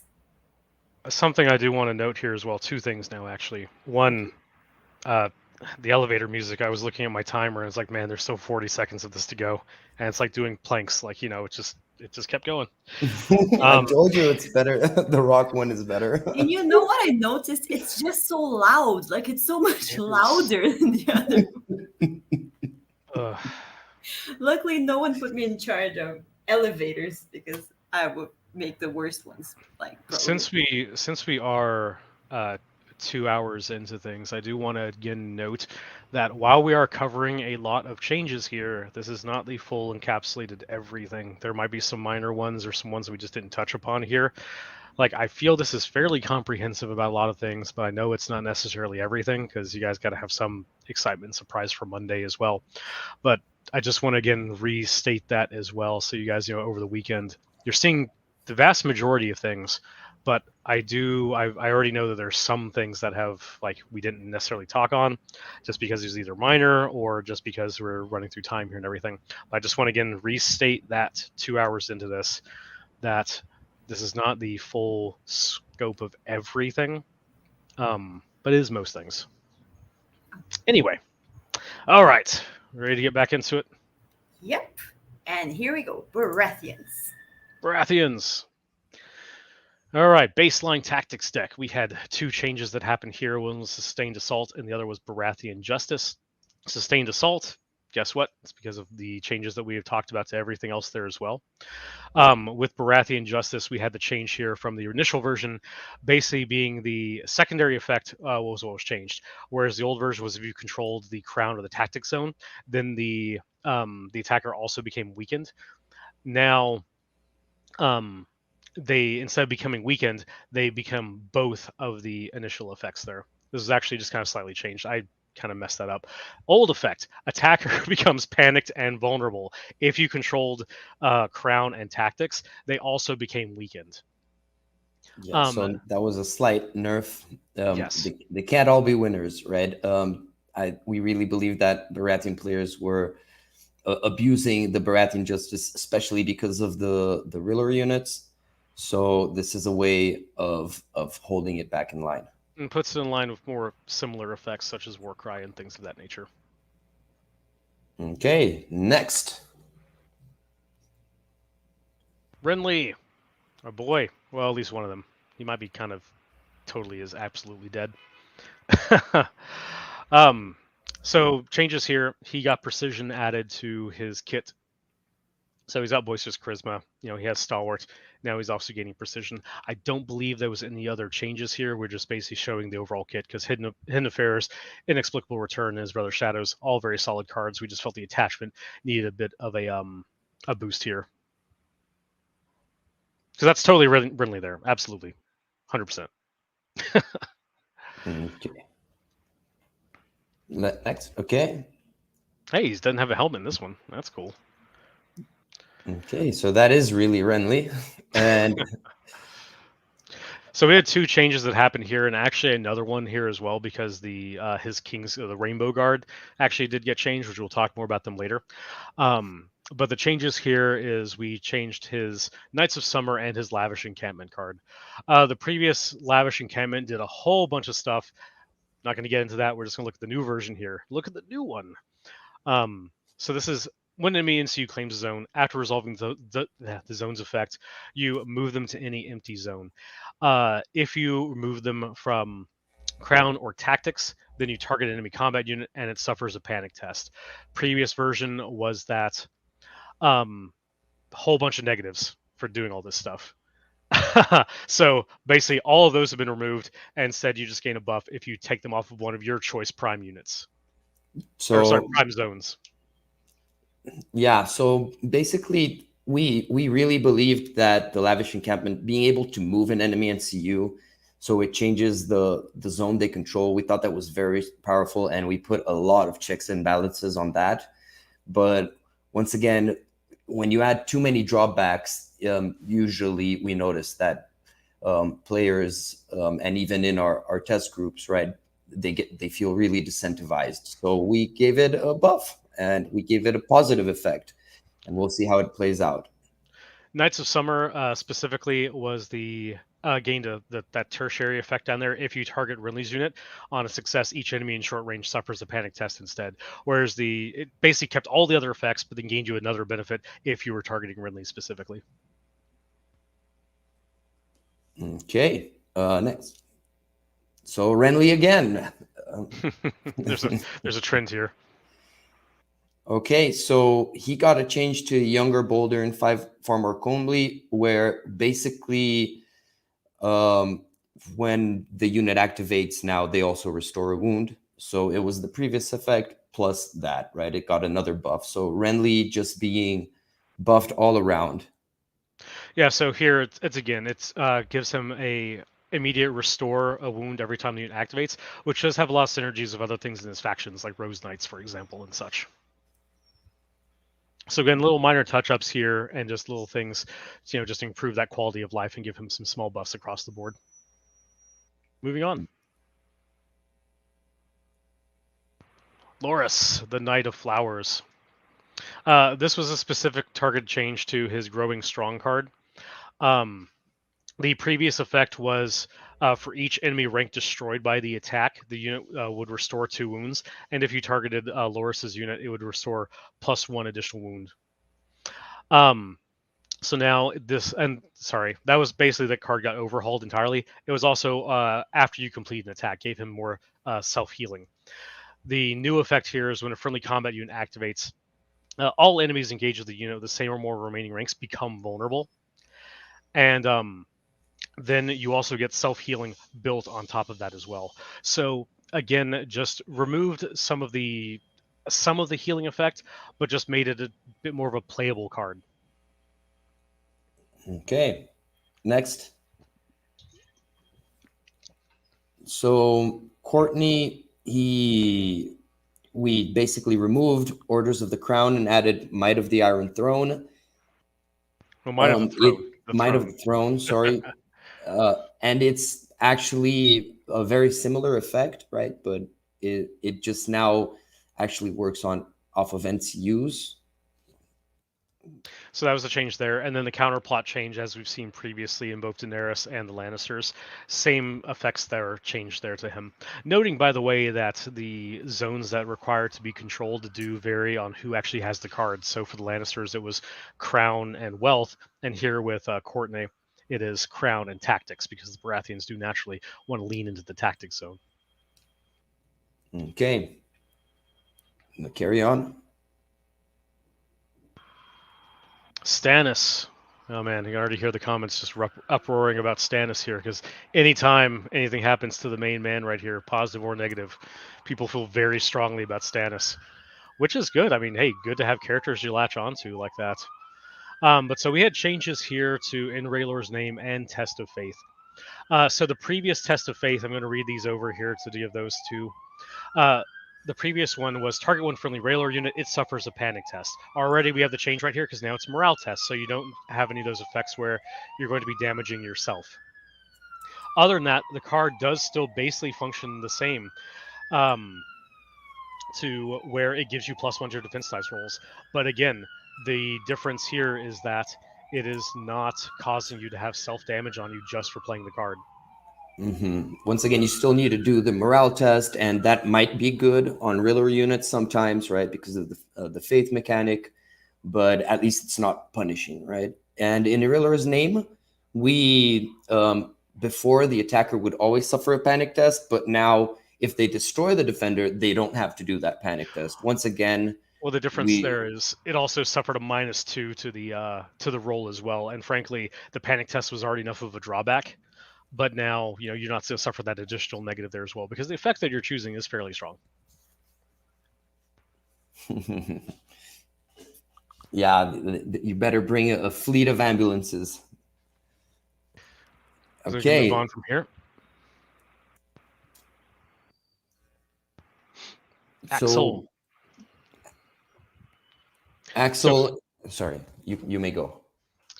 Axel is one of those commanders that was intended to be very like high risk, high reward here. But again, as we're talking about, those negatives tended to just kind of overlap and overshine, what he actually just wanted to do. And that was specifically seen in Fiery Charge and Fiery Resolve. Fiery Resolve was a kind of a fun card before, where like you would basically say like, oh, if you're gonna fail, if I fail my test, I'm gonna suffer a lot of wounds. But if I pass it, then you're just gonna suffer a lot more instead. This kind of just got streamlined to that, to where when a Railor unit activates, it performs a morale test. On a success, one enemy is engaged with it, suffers a panic test, so -1 for each of the remaining ranks in your unit. And on a failure, they become panicked. So this is basically still has that risk versus reward, but you're giving them a panic test with a big negative. But if you manage to botch your own test, you will become panicked. Which again, with Axel, he's got Stalwart, so it shouldn't be that much of a thing that should happen. Okay. Next. Davos. Davos received 2 changes. One was to the fealty to the crown, just to match that up with the extra benefits that you've seen in the previous versions of that. So it does cause the extra wound on the controlling the crown. And then his everything card changed as well. So in everything before, the unit, one friendly infantry unit would suffer up to 3 wounds. Then another friendly unit would heal that many. Now it actually restores 1 plus that many, right? This goes into our philosophy that if you're spending a card, you should get a benefit, not just an effect per se, right? And that was it. It's just increasing a number there. Yep. Small little buffs right here, but he also technically received a buff in the last patch as well when when Outflank changed. Yeah, exactly. Okay, so here are some of the Rainbow Guards, right? They changed since we changed Taunt and Threaten. They got changed as well. Consequently, like we said before, we don't usually like changing new releases, but in the case of these, they're just consequences of other changes, right? Yeah. Also, wording on these. The Stag Knight Noble, we also noticed, was becoming too much of an encumbrance at 2 points for the Baratheon list. So we did decide to drop him down to a point, and then consequently, so he would stay more in par, but still keep his feel and the way he plays, we removed Stubborn Tenacity. Yep. Okay. Next up, Sentinels. Sentinels went down to 5 points to give you another option for some cheaper generic Baratheons here. But in addition to just that reduction, they did receive a small, slightly nerf there on their middle attack die. This is basically because like Sentinel, while it is a nice effect, it is a situational one. And frankly, these guys were just kind of hitting in more of the 5-point encampment than they were 6. So it became a matter of we either just reduce their point cost down, make some minor changes, or we buff them up there. But frankly, we wanted to give you guys more 5-point options available for Baratheons. So that was the route we decided to take. Next. Stag Knights. This is a funny thing here because I had initially suggested just reducing their points cost down from 8 to 7. And because I really liked them having a 7/7/7 profile, but certain people felt very strongly about no, we need to change the profile here. Which, okay, sure, that's fine. It's a minor bit right here, but frankly, numbers don't lie. Unfortunately, I wanted to keep them, but numbers lie all the time. Just depends on how you take it. People lie. But yeah, so Stag Knights being at 8 points. 8 points, as we've talked about in previous updates, is a very hard amount for people to take because that's usually a 6-point attachment with a 6-point unit with a 2-point attachment. And so here we just reduce them down, switched some of their attack profile to compensate for that. But boom, there you go, 7-point Stag Knights. I also just really like these guys, like visually and everything. They're just cool. So Not just that, even though they did have this drop for 765, there are a lot of things in Baratheons that can make you attack with highest attack die value and things like oh yeah, that. and well, the thing is, like, if you look at this from the Renly side of things, you have enough healing to push them back up, and on the Stannis side of things, you have things like true conviction that's just going to let you roll your highest attack die anyway. So you have ways of moving across that new hurdle, hurdle that you just play by the same rules as everyone else. Yep. Next. Rainbow Guard, you went from 8 points to 6, and this was to be honest here, this was just the fact of there was a how to get into this too much. So typically in the development and design cycles, understand we are working like a year in advance. So when something gets released, we've usually gone through 2 patch cycles, if not more, by the time something has come out. So, year and a half ago, 2 years ago, when these guys were made, it was 8 points. That was before we did the changes to Joffrey, to the King's Guard, to even Eddard's Honor Guard, and things like that. So, now we're just bringing these guys more in line with those type of effects. So, boom, there you go. Welcome, Rainbow Guard. Yep. Next. Rose Knights. You guys receive some quality of life improvements here. Your morale increasing from a 6+ to a 5+, and your attack die values increasing from 754 to 765. So a little bit more of a tankier unit with a little bit more sustainability there. Okay. And here also just changes in numbers, right? The pikemen, really, they were performing a little bit too well offensively and too poorly defensively. So we just changed the numbers around. And then in the Thorn Watch, we actually wanted them to be a little bit closer up in melee as well, right? Because they have one more die at full rank when they're in their melee, but that wasn't enough to compensate their 4+ to hit. So now they actually work well both in short range and in melee. Yeah, we talked about them heavily in the last update, as they're one of the preview units that we showed. So double rainbow, what does it mean? Anyway, and then with the High Guard and Pikemen, yes, they received a small attack die shift, but the increase to the morale there just puts them more in line with the baseline stats for a lot of 5-point units. So not a super exciting change there, but one that when relevance is relevant. Thorn Watch, again, we talked about that in the previous update. Internet's had a couple months at this point to analyze over that, so we won't spend too much time there. Okay. I am noticing, by the way, though, that the back of that Thorn Watch card was incorrect listing the points value, so I just want to mention that before the internet explodes over that, because it's sitting there listing them at 7 points, and that is not correct. So that is an outdated asset. Okay, good catch there, everyone on the chat. Now I'm reading the chat, and I did good catch. Oh, I have not really been paying attention to the chat, to be honest. I've been focusing too much on just what we're talking about. But hey, chat cat caught that. Good. All credits there. Melisandre, whatever. Melisandre, I think. At least on the TV show. Melisandre. Anyway, changes here. So this one here is actually just going to be a nerf. I will just straight up call it that. The change here is that the unit that you are targeting for removal has to be within long range of your intended target. So basically no more of I'm just going to keep a unit way sequestered on the corner of the battlefield. You actually have to get up close and personal to set your own guys on fire so the enemy can see them. So they actually have to be in an area that they are going to be exposed and potentially, actually get attacked with. So it's no longer, just from anywhere across the battlefield and just basically taking a little chafe unit and putting it in the corner and just sacrificing the hell out of them. Now you actually have to be up close and semi-personal with your opponent within long range to gain the benefits.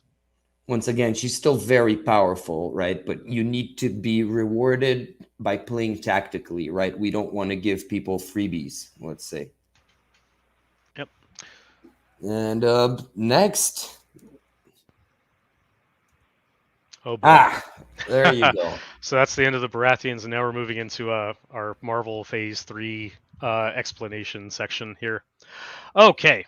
All right, guys. Before we address these cards, let's quickly talk about Raiders of the Iron Islands. So this is, yes, that actually is the best place to start. So as we talked about very briefly in the live stream, the last live stream, Greyjoys in general received a faction-wide overhaul to Pillage. This was a much more substantial update than any of the other factions before it, as this affects the core mechanics of the entire faction. As you can see by how serious I am, I had to recline in my chair because we're getting ready to get into a conversation here. So initially with the design for Greyjoys, you had this basically kind of high risk, high reward where you had this snowball effect that the better a unit did, the more powerful it got. And so you had units that were kind of like middling to okay, but if you really took the time to amp them up to get those resources in there, they were supposed to become a powerhouse. That was the idea and the design intent behind the faction, and then also a bunch of healing to make sure you had the sustain to do so. Um, the thing is that basically the weak start was not compensating for the end result. And it was especially hard for and frustrating for players because if you're a new player or someone who just was casually involved, you were even in a further advantage because there was a very high, I wouldn't necessarily call it a learning curve, but just you had to have a lot of experience with knowing the intricacies of how your faction played. And then you basically had to work a lot harder to get your faction to do the cool stuff that it wanted to. That was the actuality of it. So we started by trying to do some minor changes to how things work, but really it was the pillage mechanic overall had to be revamped. And so that's what led to basically the changes that you're seeing across the faction here and those type of modifications that happen. So the first thing that happened was here we have Raiders of the Iron Islands, whereas this is basically explaining that uh, House Greyjoy faction-wide has access to pillage. Each time a House Greyjoy unit destroys an enemy rank of a melee attack, it gains a pillage token. You may have up to 2 pillage tokens at any time. This is the same as the old pillage rules that existed across every unit. Conversely, this also has the effect of meaning that pillage no longer has to appear on every single unit in the army that would have it. Also explains the changes to the Lysine Soul Swords that we saw way back an hour ago when we were talking about the neutrals.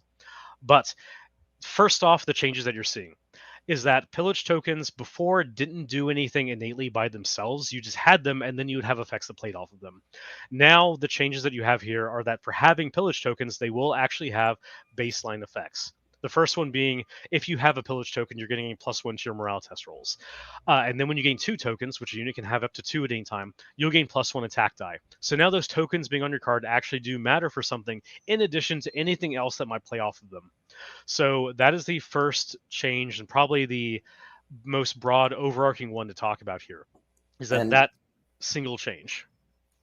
Also, I'd like to say that the choices of what effects we give based on how many pillage token the unit has used in this Raiders of the Iron Island rules was really something that we had to go through a whole thought process, right, in design and development, because one of the weak points in Greyjoy by design is their morale, right, because they'd rather much more save their themselves, right, than stick in a fight. They're mostly pillagers and raiders. So once they got that first pillage token, it's like, oh, I've got one in the bank, right? So they become a little braver.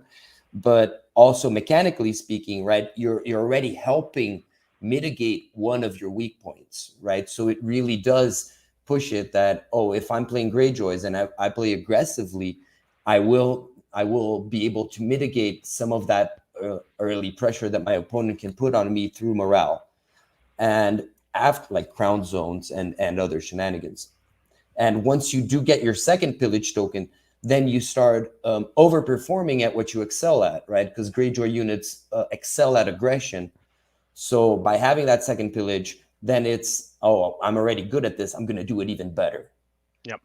And this just basically smooths out the whole like ramping up process and makes it just feel a lot better because I get a single token. I gain some kind of effect here. It's a +1 morale test rolls. I gain my second token. Now I really hit that pinnacle point where it's like, oh yeah, my unit's going all supercharged now. I get the +1 attack dice and probably some cool effect on my unit just clicked on. So, it definitely gives you that feeling and allows us to, make the units so they don't necessarily feel some of the things we targeted was basically making it so, like, yes, pillage tokens are a nice thing for the unit to have, but they're not mandatory for that unit to necessarily function properly.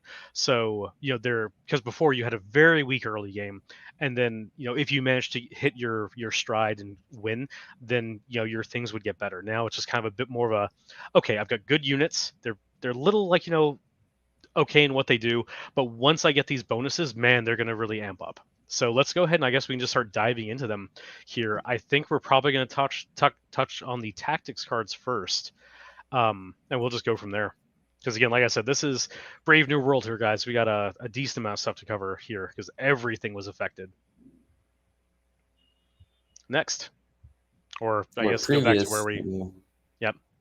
Yeah. So previous, we have 4 of their baseline tactics cards got changed here to compensate with how they actually affect with pillage tokens. Now, this is going to be a bit of a different talk from the previous ones because these are not just necessarily minor little changes. These are, you really have to take everything here for the overall package. So it's kind of going to make talking about these, a little bit trickier because, some of these things will have just drastically overhauled from the previous ones. Let's go ahead and look at rating call here. So the previous one, this didn't actually receive too many changes here. The previous one was remove up to 4 models, up to 1 pillage token from 1 friendly Greyjoy infantry unit long range. Restore that many wounds to this unit, and if it had pillage, you would remove the pillage, place the removed pillage token on there. Well, now because that's a universal thing, that entire line was able to be cut out. But this is also able to now give pillage tokens just like it did previously, but now you have the caveat of, it's a Greyjoy infantry unit that gains the pillage token. You also notice back on that Raiders of the Iron Islands that specifically target about House Greyjoy units, so you can take neutrals in your Greyjoy army, but they're not gaining any of those units or benefits of having pillage tokens around there. And most of the cards, even if you take, like, for example, Lysine Sellswords, most of the cards are going to specifically target with House Greyjoy because they just don't really like paying other guys to do basically the job they want to do. They pay the iron price. Mm-hmm. And also on rating call, something that happened was the kicker effect on wealth. Before it was if you control wealth, and now if any player controls wealth. Once more leaning into some of the tactics design for the Greyjoys, that is that they want to play around the tactics board, but sometimes it's not just them controlling the tactics board, it's their opponent, right? Yeah. Iron price did get changed a bit, which is you can move a single pillage token and then you choose one. You remove a condition token, you can reroll charge distance dice, or you can attack using your highest attack die value. The innate healing effect of that has been removed, and that's because those healing effects have kind of been shifted elsewhere. So, funny enough that I say that, we move on to What is Dead May Never Die, which gained the secondary effect of Starve a Friendly Turn. You target a friendly combat unit, and it just straight up restores a wound, plus 1 wound for each of its destroyed ranks. And then in addition to that, the first effect was changed as well, to whereas before, you would stay alive with D3 remaining wounds, and anytime you did anything, you would potentially kill yourself if you did not have the swords. Now, the straight up triggers when a friendly combat unit would be destroyed. Unit's not destroyed, but remains in play with 1 wound. So theoretically, the potential to remain in play is less, but it's a guaranteed, I'm just going to play this when I need to. Unit's going to stay in play. Yep. And they don't suffer the hits anymore, right? Which was Correct. a big bummer. And on Finger Dance, that was just a small change where this is also to fit theme as well, because it's now focused on melee attacks, right? So there's 2 reasons for this. First, it's thematic. Finger Dance is a knife throwing game, and it doesn't make any sense for it to be on ranged attacks.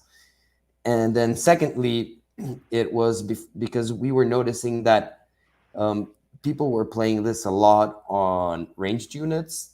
I mean, you just stick it on Bowman, and that's the only ever unit that got it. And again, it's meant to be, it's really was thematically meant for you, like melee attacks and things, to actually have that risk versus reward. But when you're playing on Bowman, that was the only thing I ever got played on. You're just completely removing the, the risk factor. Yeah. So once again, we want to focus on choices. So now moving on to actual units here, I believe. Or now we're moving on to commanders. Yeah, yep. Most likely. Next.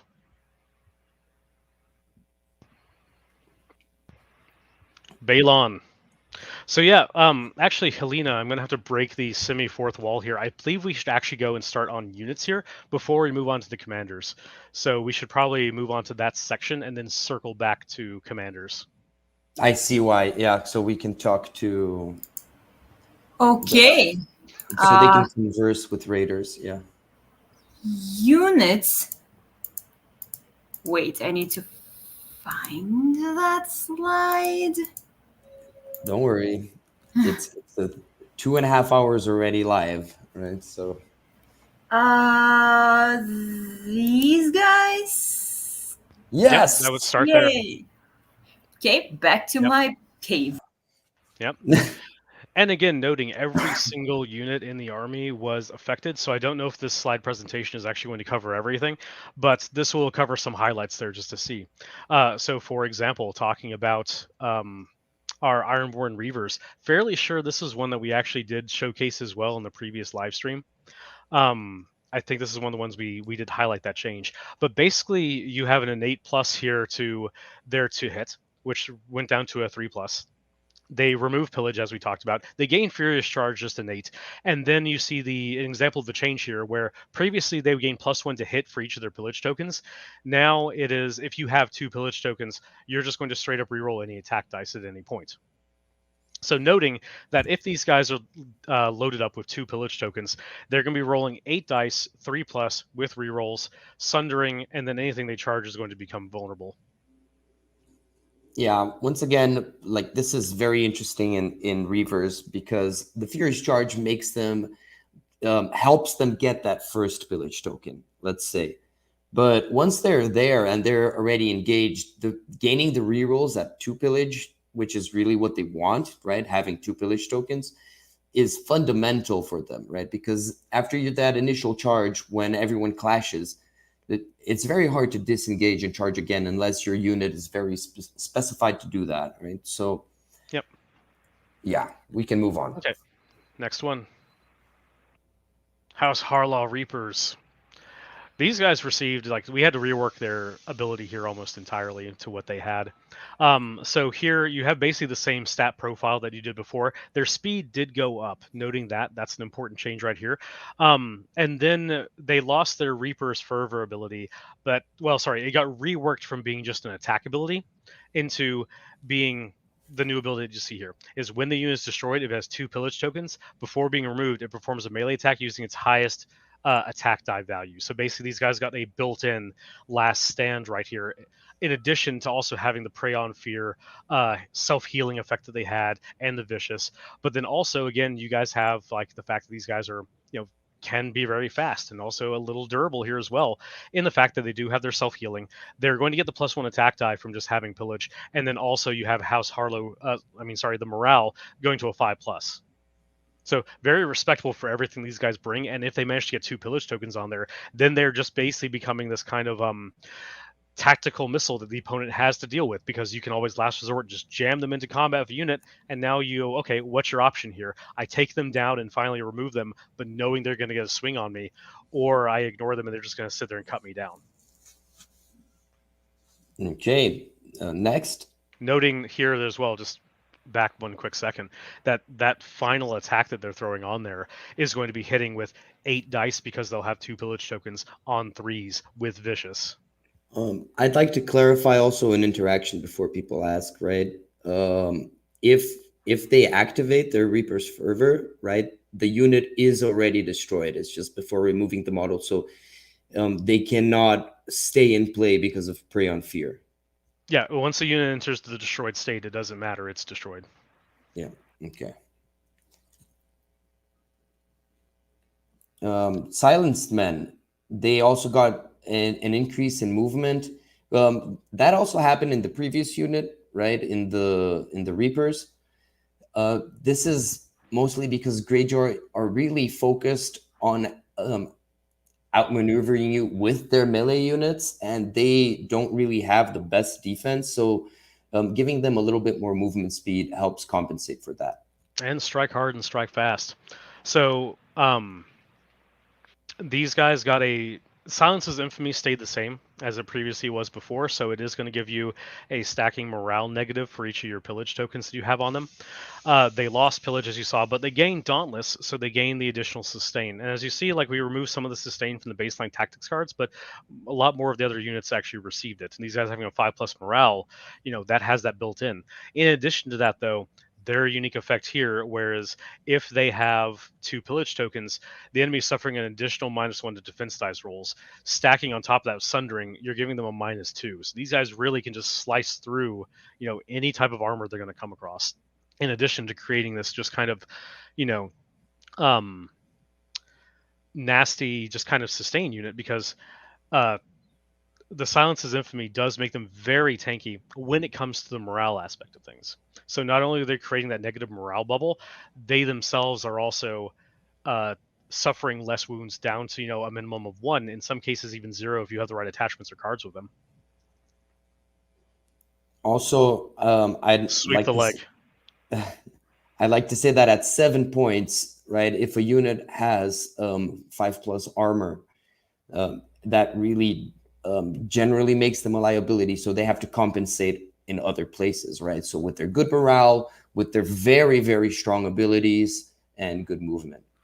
And, again, these guys were following Euron around and had their tongues, willingly or not, ripped out. So, they're probably not going to panic over most things. Okay. Next up, Iron Makers. So changes here to the rated armaments, where instead of gaining the +1 to defense dice rolls for each token, now when they have 2, this will click on and give them that 2+ defense, noting that it's now been changed to having just a baseline 3+ to compensate for that as well. Yeah, exactly. So basically, I don't like to say this, but if you compare them to the old one, they already start with the pillage token. With the previous, forget I said that. Who understood me understood me. Right? Noting there as well, though, that again, everything that we're showing, you have to factor in the baseline pillage token benefits of the extra morale and the extra attack die. That's something that has to constantly be on your mind when you're looking at the potential power of these guys once they're at full pillage tokens. Okay, next up, Black Tide Chosen. These guys basically received more of a rework than most any other unit that you had. So previously, Divide the Spoils changed here is the first thing to go off of. But they have martial training. They had that before. They had Embolden, still have that. But they have swapped out Dauntless, which was moved over to the Silenced Men, for Divide the Spoils, which has also been reworked here as well into this order. Now, start of a friendly turn. Target 1 friendly House Greyjoy unit in short range. You may remove 1 pillage token from that unit and place it on another friendly unit within short range of them. So these guys are basically like dictating, hey, where all the spoils have to go. Hey, you guys don't be so greedy. Pass it over here. But you're paying a steep cost for being able to move these things around. But keeping a note that you're basically effectively moving around +1 morale to any unit you want, but also being able to just junction around, hey, I'm going to trigger this effect to this one over here, or whoever I want to do that with. Exactly. If you have 2 units and 3 pillage tokens, if you play smart with Divide the Spoils, you can actually trigger all their effects. Right? Yep. Also noting on here that, these guys don't actually have to be one of the units that has the token or is receiving the token or anything. It's just simply dictating where it goes. So if these guys get the token, they can pass to someone else, they can pull one to themselves, and start of any turn. So it's before you actually go to activate any of your guys. I can attack of a unit, gain all the benefits of having pillage tokens there, and then pick one off from that unit that's already activated, move it to someone who has not activated, and then double down on that effect. Okay. Next. Okay, so we have Ironborn Bowmen, which their attack die value decreased just a little bit, and their defense as well. But then now it says here, remove Divide the Spoils and added Divide the Spoils, because basically it's a new thing, right? It's a new effect. It's an order, and they can do the same thing now. And because now instead of them shooting and giving other people the pillage tokens, they can actually, since for you to gain a pillage token, you have to destroy a rank in melee. So this is a way for the archers to now start getting stronger. Someone else can gain a pillage token and they can drag it to themselves, or they can also work as that tool with divide the spoils, moving it around between other units. I mean, honestly, this is not going to be your first target here to wanting to put pillage tokens on here, unless you want to give them extra morale and, whatever there. But these are mainly to give you a cheap access ability to start shifting your tokens around. Exactly. Okay, next. Ironboard Trappers, their move got increased as well. Once again, this is just something we started doing on most Greyjoy units. It wasn't flat out across the board, but we looked at them case by case, but still it was a trend, right? They had a... Sorry, you may go. Oh, the Trappers changed. They had pillage, but that's been removed. Disrupt is maintained the same, and Trappers tools has been changed to where the previous version was that for each pillage token, they would become vulnerable or weakened. Now it is just that you choose one, and if you have 2 pillage tokens, you're going to be able to just give them both instead. So once again, removing the initial baseline of I have to have a pillage token to actually do something. Now they just get to do something cool, and then if they have 2, then they will gain the benefits to that. Exactly. And Drowned Men, just quality of life change. Ooh, there's some feedback that just, I think, came on your feet, Fabio. Sorry? There's a buzzing sound coming from you, I believe. Did it get better? Nope. Here, just mute yourself. I'm going to mute, yeah. See if it... Okay. Bees. Your apartment's going to full of bees. It is me? Oh. It is. I don't know. I cannot hear. I'll stay muted unless I have to talk then. Let's carry on. It seems to have randomly stopped. Praise the 7. Nope, and it's right back. Bees. How about this? So those were, while you're working on that mystery, those were all the combat units. Should we go back to commanders or... Yes. Okay. Can you guys hear me now? Is it still buzzing? No, we can hear you fine.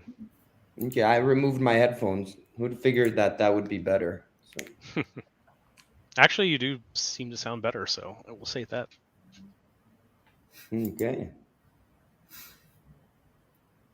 Okay.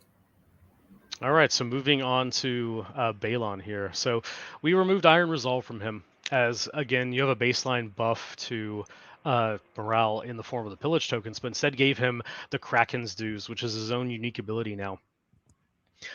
When the unit activates, you may target one friendly House Greyjoy unit. You may remove a pillage token and place it on this unit. And then you may remove a pillage token from this unit to restore 2 wounds. So basically, he's going to start taking up, any of your pillage tokens that he wants, but he can also start using them to heal himself as well. Also, we changed the old way, where now, if you have more pillage tokens, it's a little bit better than it was before, and you don't need to spend the pillage tokens, right? Correct. That was one of the changes there was, because now spending the tokens actually is a very hefty cost. And, we didn't really want that. So now, it's just, again, it's targeting however many you have on there, and you're going to get, stacking buffs based on that. Okay. Asha, we removed her Inspiring Presence from both versions and added Iron Resolve to both versions. We felt that Inspiring Presence on Asha was becoming too much of a crutch, and it was actually a trap, right? Because players who are just starting the game were starting to use Asha to mitigate the Greyjoy morale just in general, but then as a consequence, they weren't exploring the other options, right? And I'm sorry.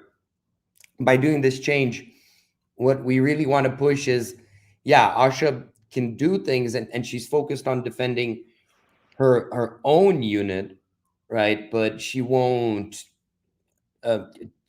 just become this linchpin of this one commander that everyone will always use.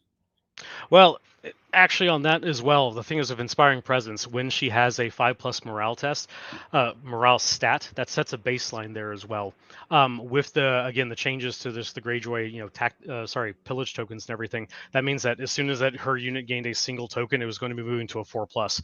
We exchanged that out with Iron Resolve, which is functionally going to give her the same 1/2 panic test, but also give her the -1 wounds there as well. Basically, this is just to kind of streamline some of the interactions there between just setting a variable to a set amount versus and then stacking all the bonuses on top of that they can potentially get. Okay, let's carry on. Theon the Kinslayer just dropped a point, and the Prince of Winterfell, he gained Sentinel, and the Stark Exposure Tactics card got a change, much in the line of... I'm sorry.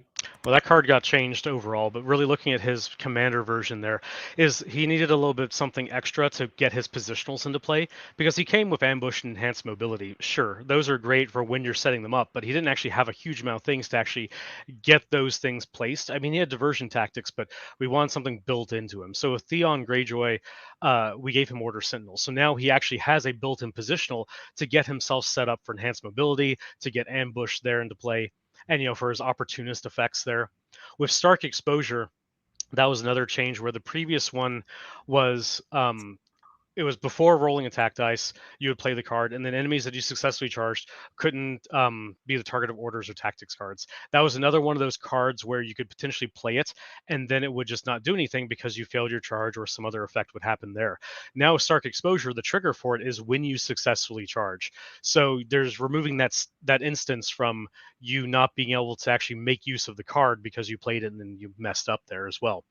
In addition to that, it gains some additional options based on what you want to do. If you control the swords, then you're just going to gain more of those benefits. Perfect. Carrying on. So Victarion dropped from 3 to 2. Before, we really felt that since Greyjoy's already had a lot of ways to hit out of turn, that Relentless on him should stay at 3. But now that things played out and we've seen the other attachments with Relentless at 2, Victarion can go to 2 as well. And him as the Iron Captain, he gained Vicious just to give him a little bit more oomph. Change here to Sustained Assault. Again, noting that we talked about that in depth here as well. And then also, yes, just giving him Vicious on top of everything else that he had there on his attachment. On his version there, just to give him a little bit more, just kind of things that he was doing, because it's Vicarion. He is a very nasty big guy when he is actually charging in and doing those attacks. And then as Fabio said, the changes to 2 points from 3 points there, on Relentless to match that up with the ones in the previous update. Okay. Next. Eric Ironmaker, Anvil Breaker, Eric King.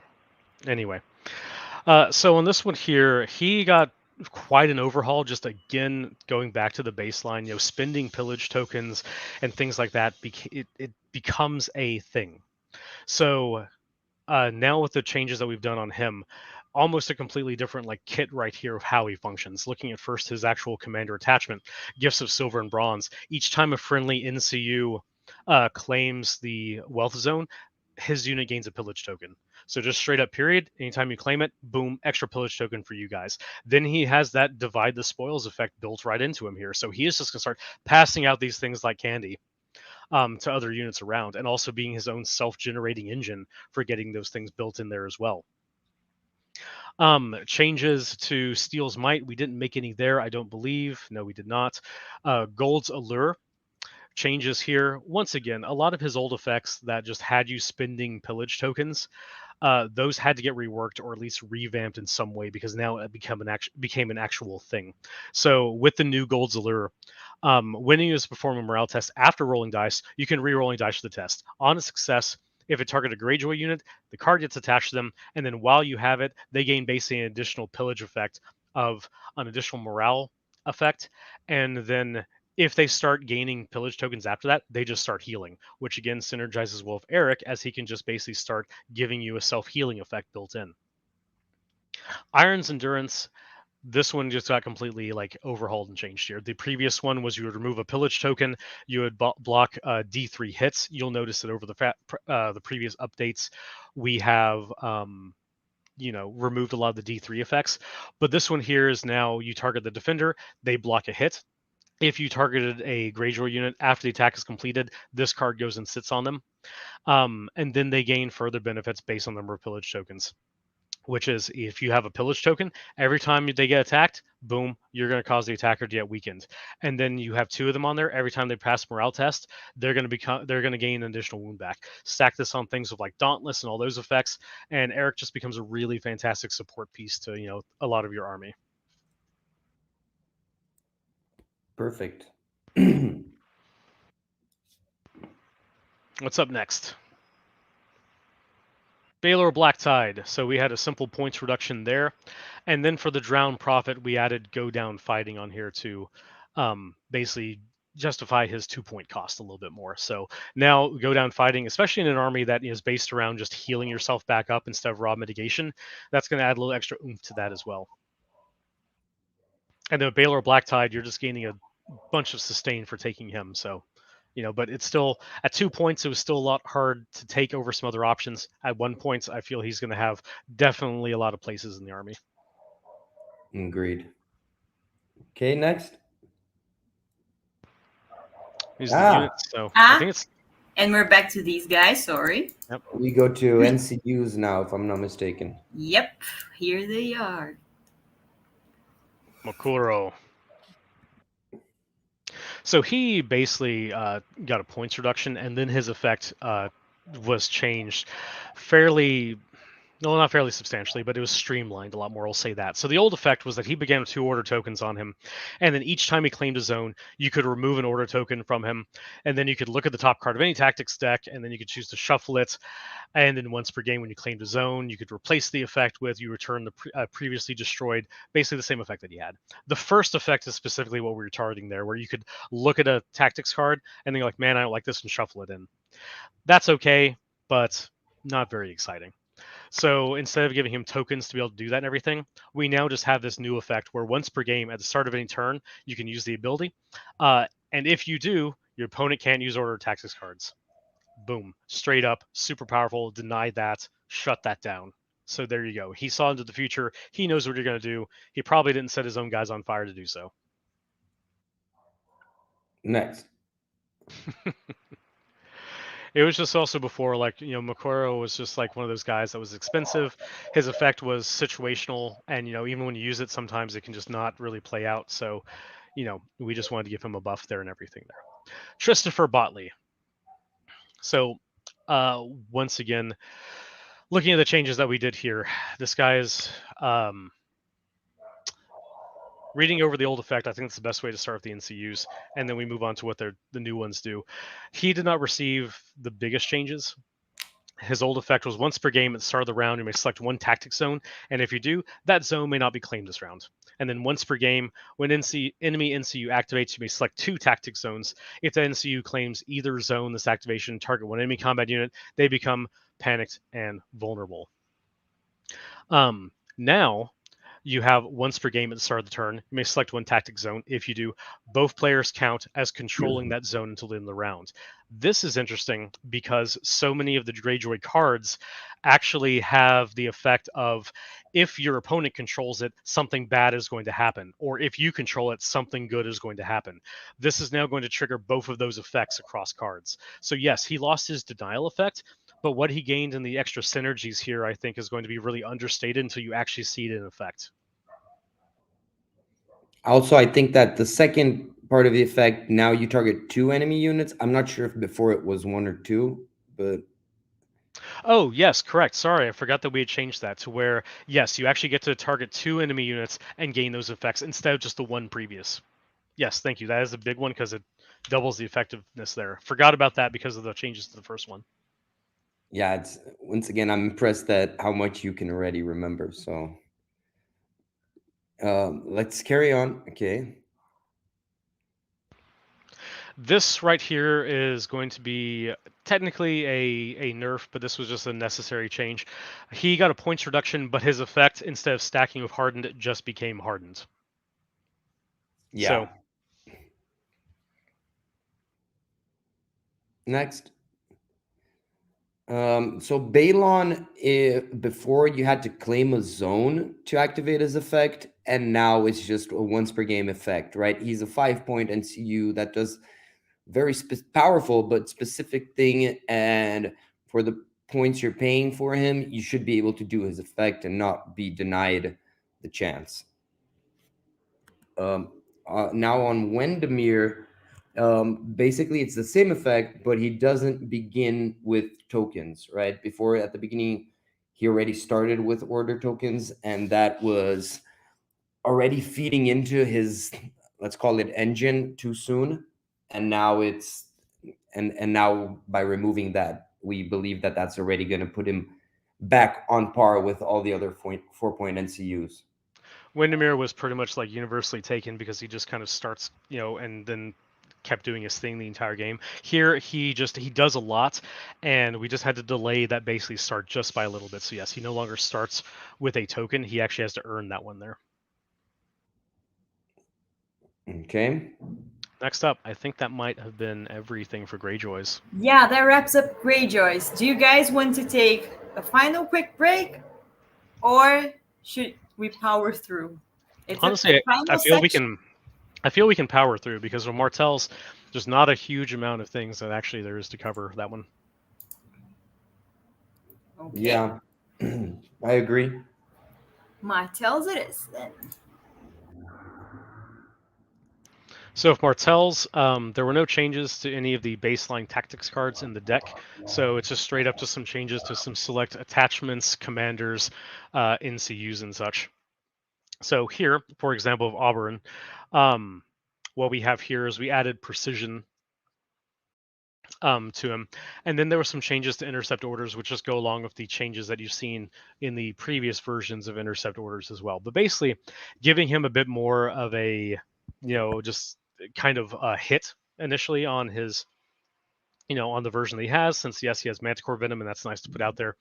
And yes, you have Viper's Fangs, but for being one of the most skilled combatants in the Seven Kingdoms and beyond, we felt that he should give a small buff to his card. Yep. Okay. Harmon Uller is very straight to the point, right? He lost supply aid and he gained reinforcements. Well, supply aid was really interesting, but at the same time, we didn't feel that it fit Harmon Uller himself, and also it was, in a sense, healing other units, which wasn't his focus. With reinforcements now, it really focuses on his unit. Well, supply aid was just allowing him to overperform more than a lot of the other commanders, so now it's more focused on his own unit. Short answer. Next up, Spearman Captain. This is the change to Threaten that we talked about, which, again, being it on a universal, generic attachment anyone can take, this does add a substantial power boost here because you can just put this out and now it's starter friendly turn instead of being specifically when the unit activates. This really is only going to affect if you really start spamming these guys, but it still means that you have another option. Okay, next.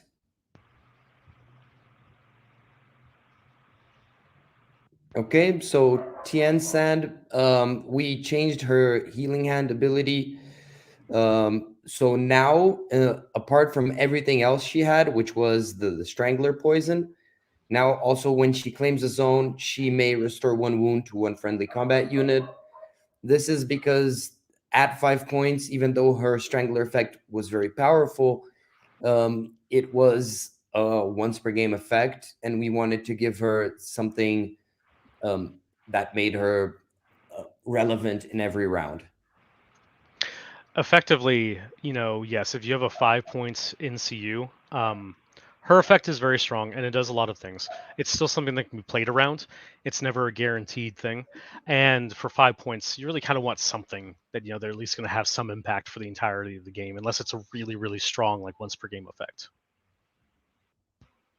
Next.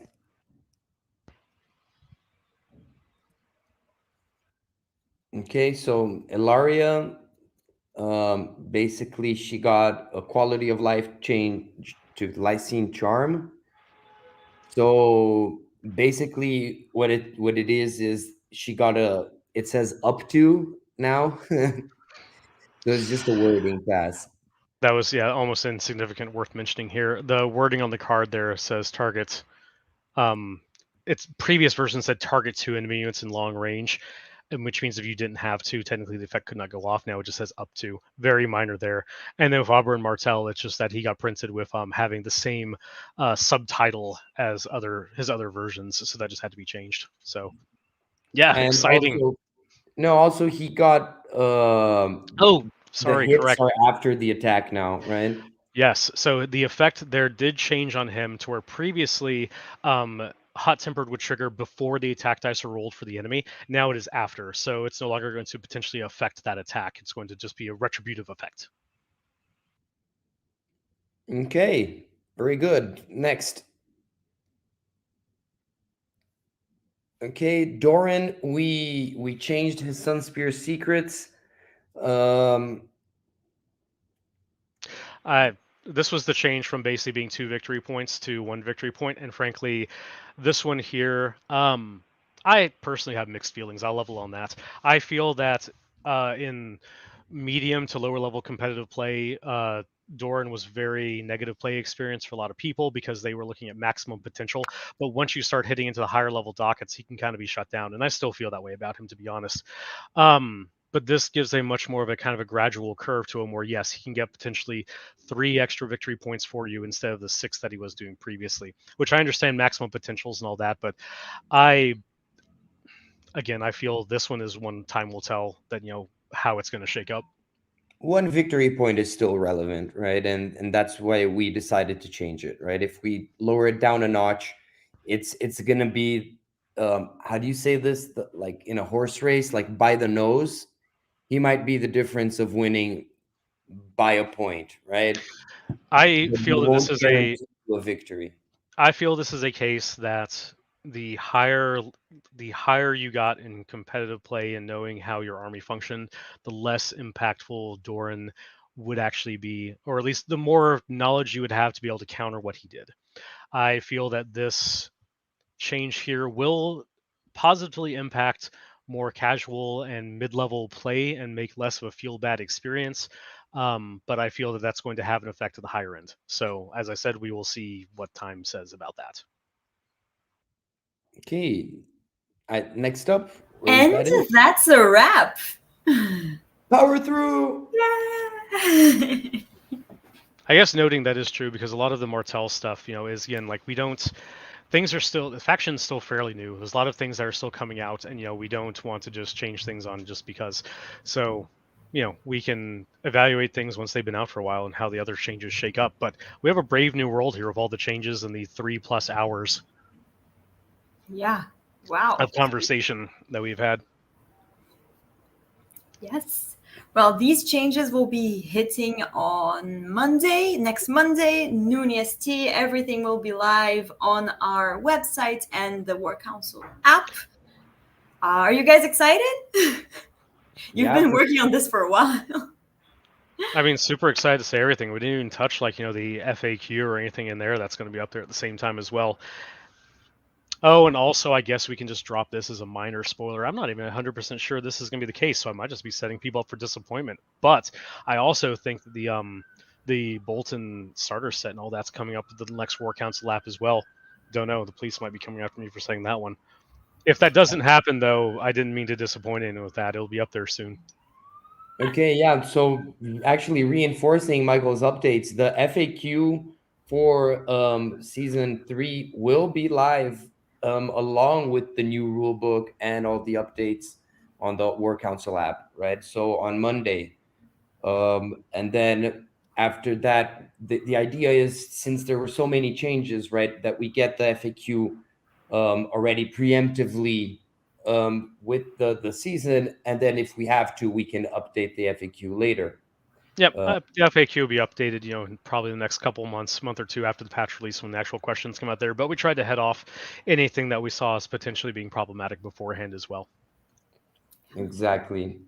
And also, I can actually confirm to you that the Boltons will be live on Monday on the app.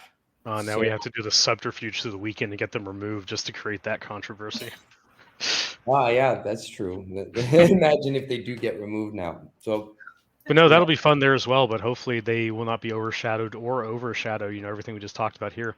And again, we covered roughly probably about 85% of all the changes on here, if not more. But everything will be in the full patch notes and everything that's released on Monday. So you guys have the entire weekend to theory craft and, murmur over everything. And everything will be coming live on Monday. It's going to be a fun, brave new world. Yeah. Well, it's been 3 hours, so I guess we should end the stream. Thank you guys so much. And thank you all watching us. There are almost 500 of you throughout this whole 3 hour stream. So thank you so much. You really powered through with us. And this was the first time we actually did this, a full live stream, walking you through the updates. And if you like this, please let us know. It's a new thing we decided to try. And if you guys enjoy it, that would be great to know. Any final words before we wrap this up? Let's start with Kuri. The Lannister sends their regards. And Michael? Brave new world. See everything that happens Monday, and hopefully we will. Hopefully everyone will notice that stealth, hint in there talking about when Winds of Winter will be revealed. It is located somewhere in the patch notes. Yeah. Okay. Fair enough. Well, see you all Monday. Thank you so much, and bye. All right. Bye, everyone. Take care. Have a good weekend.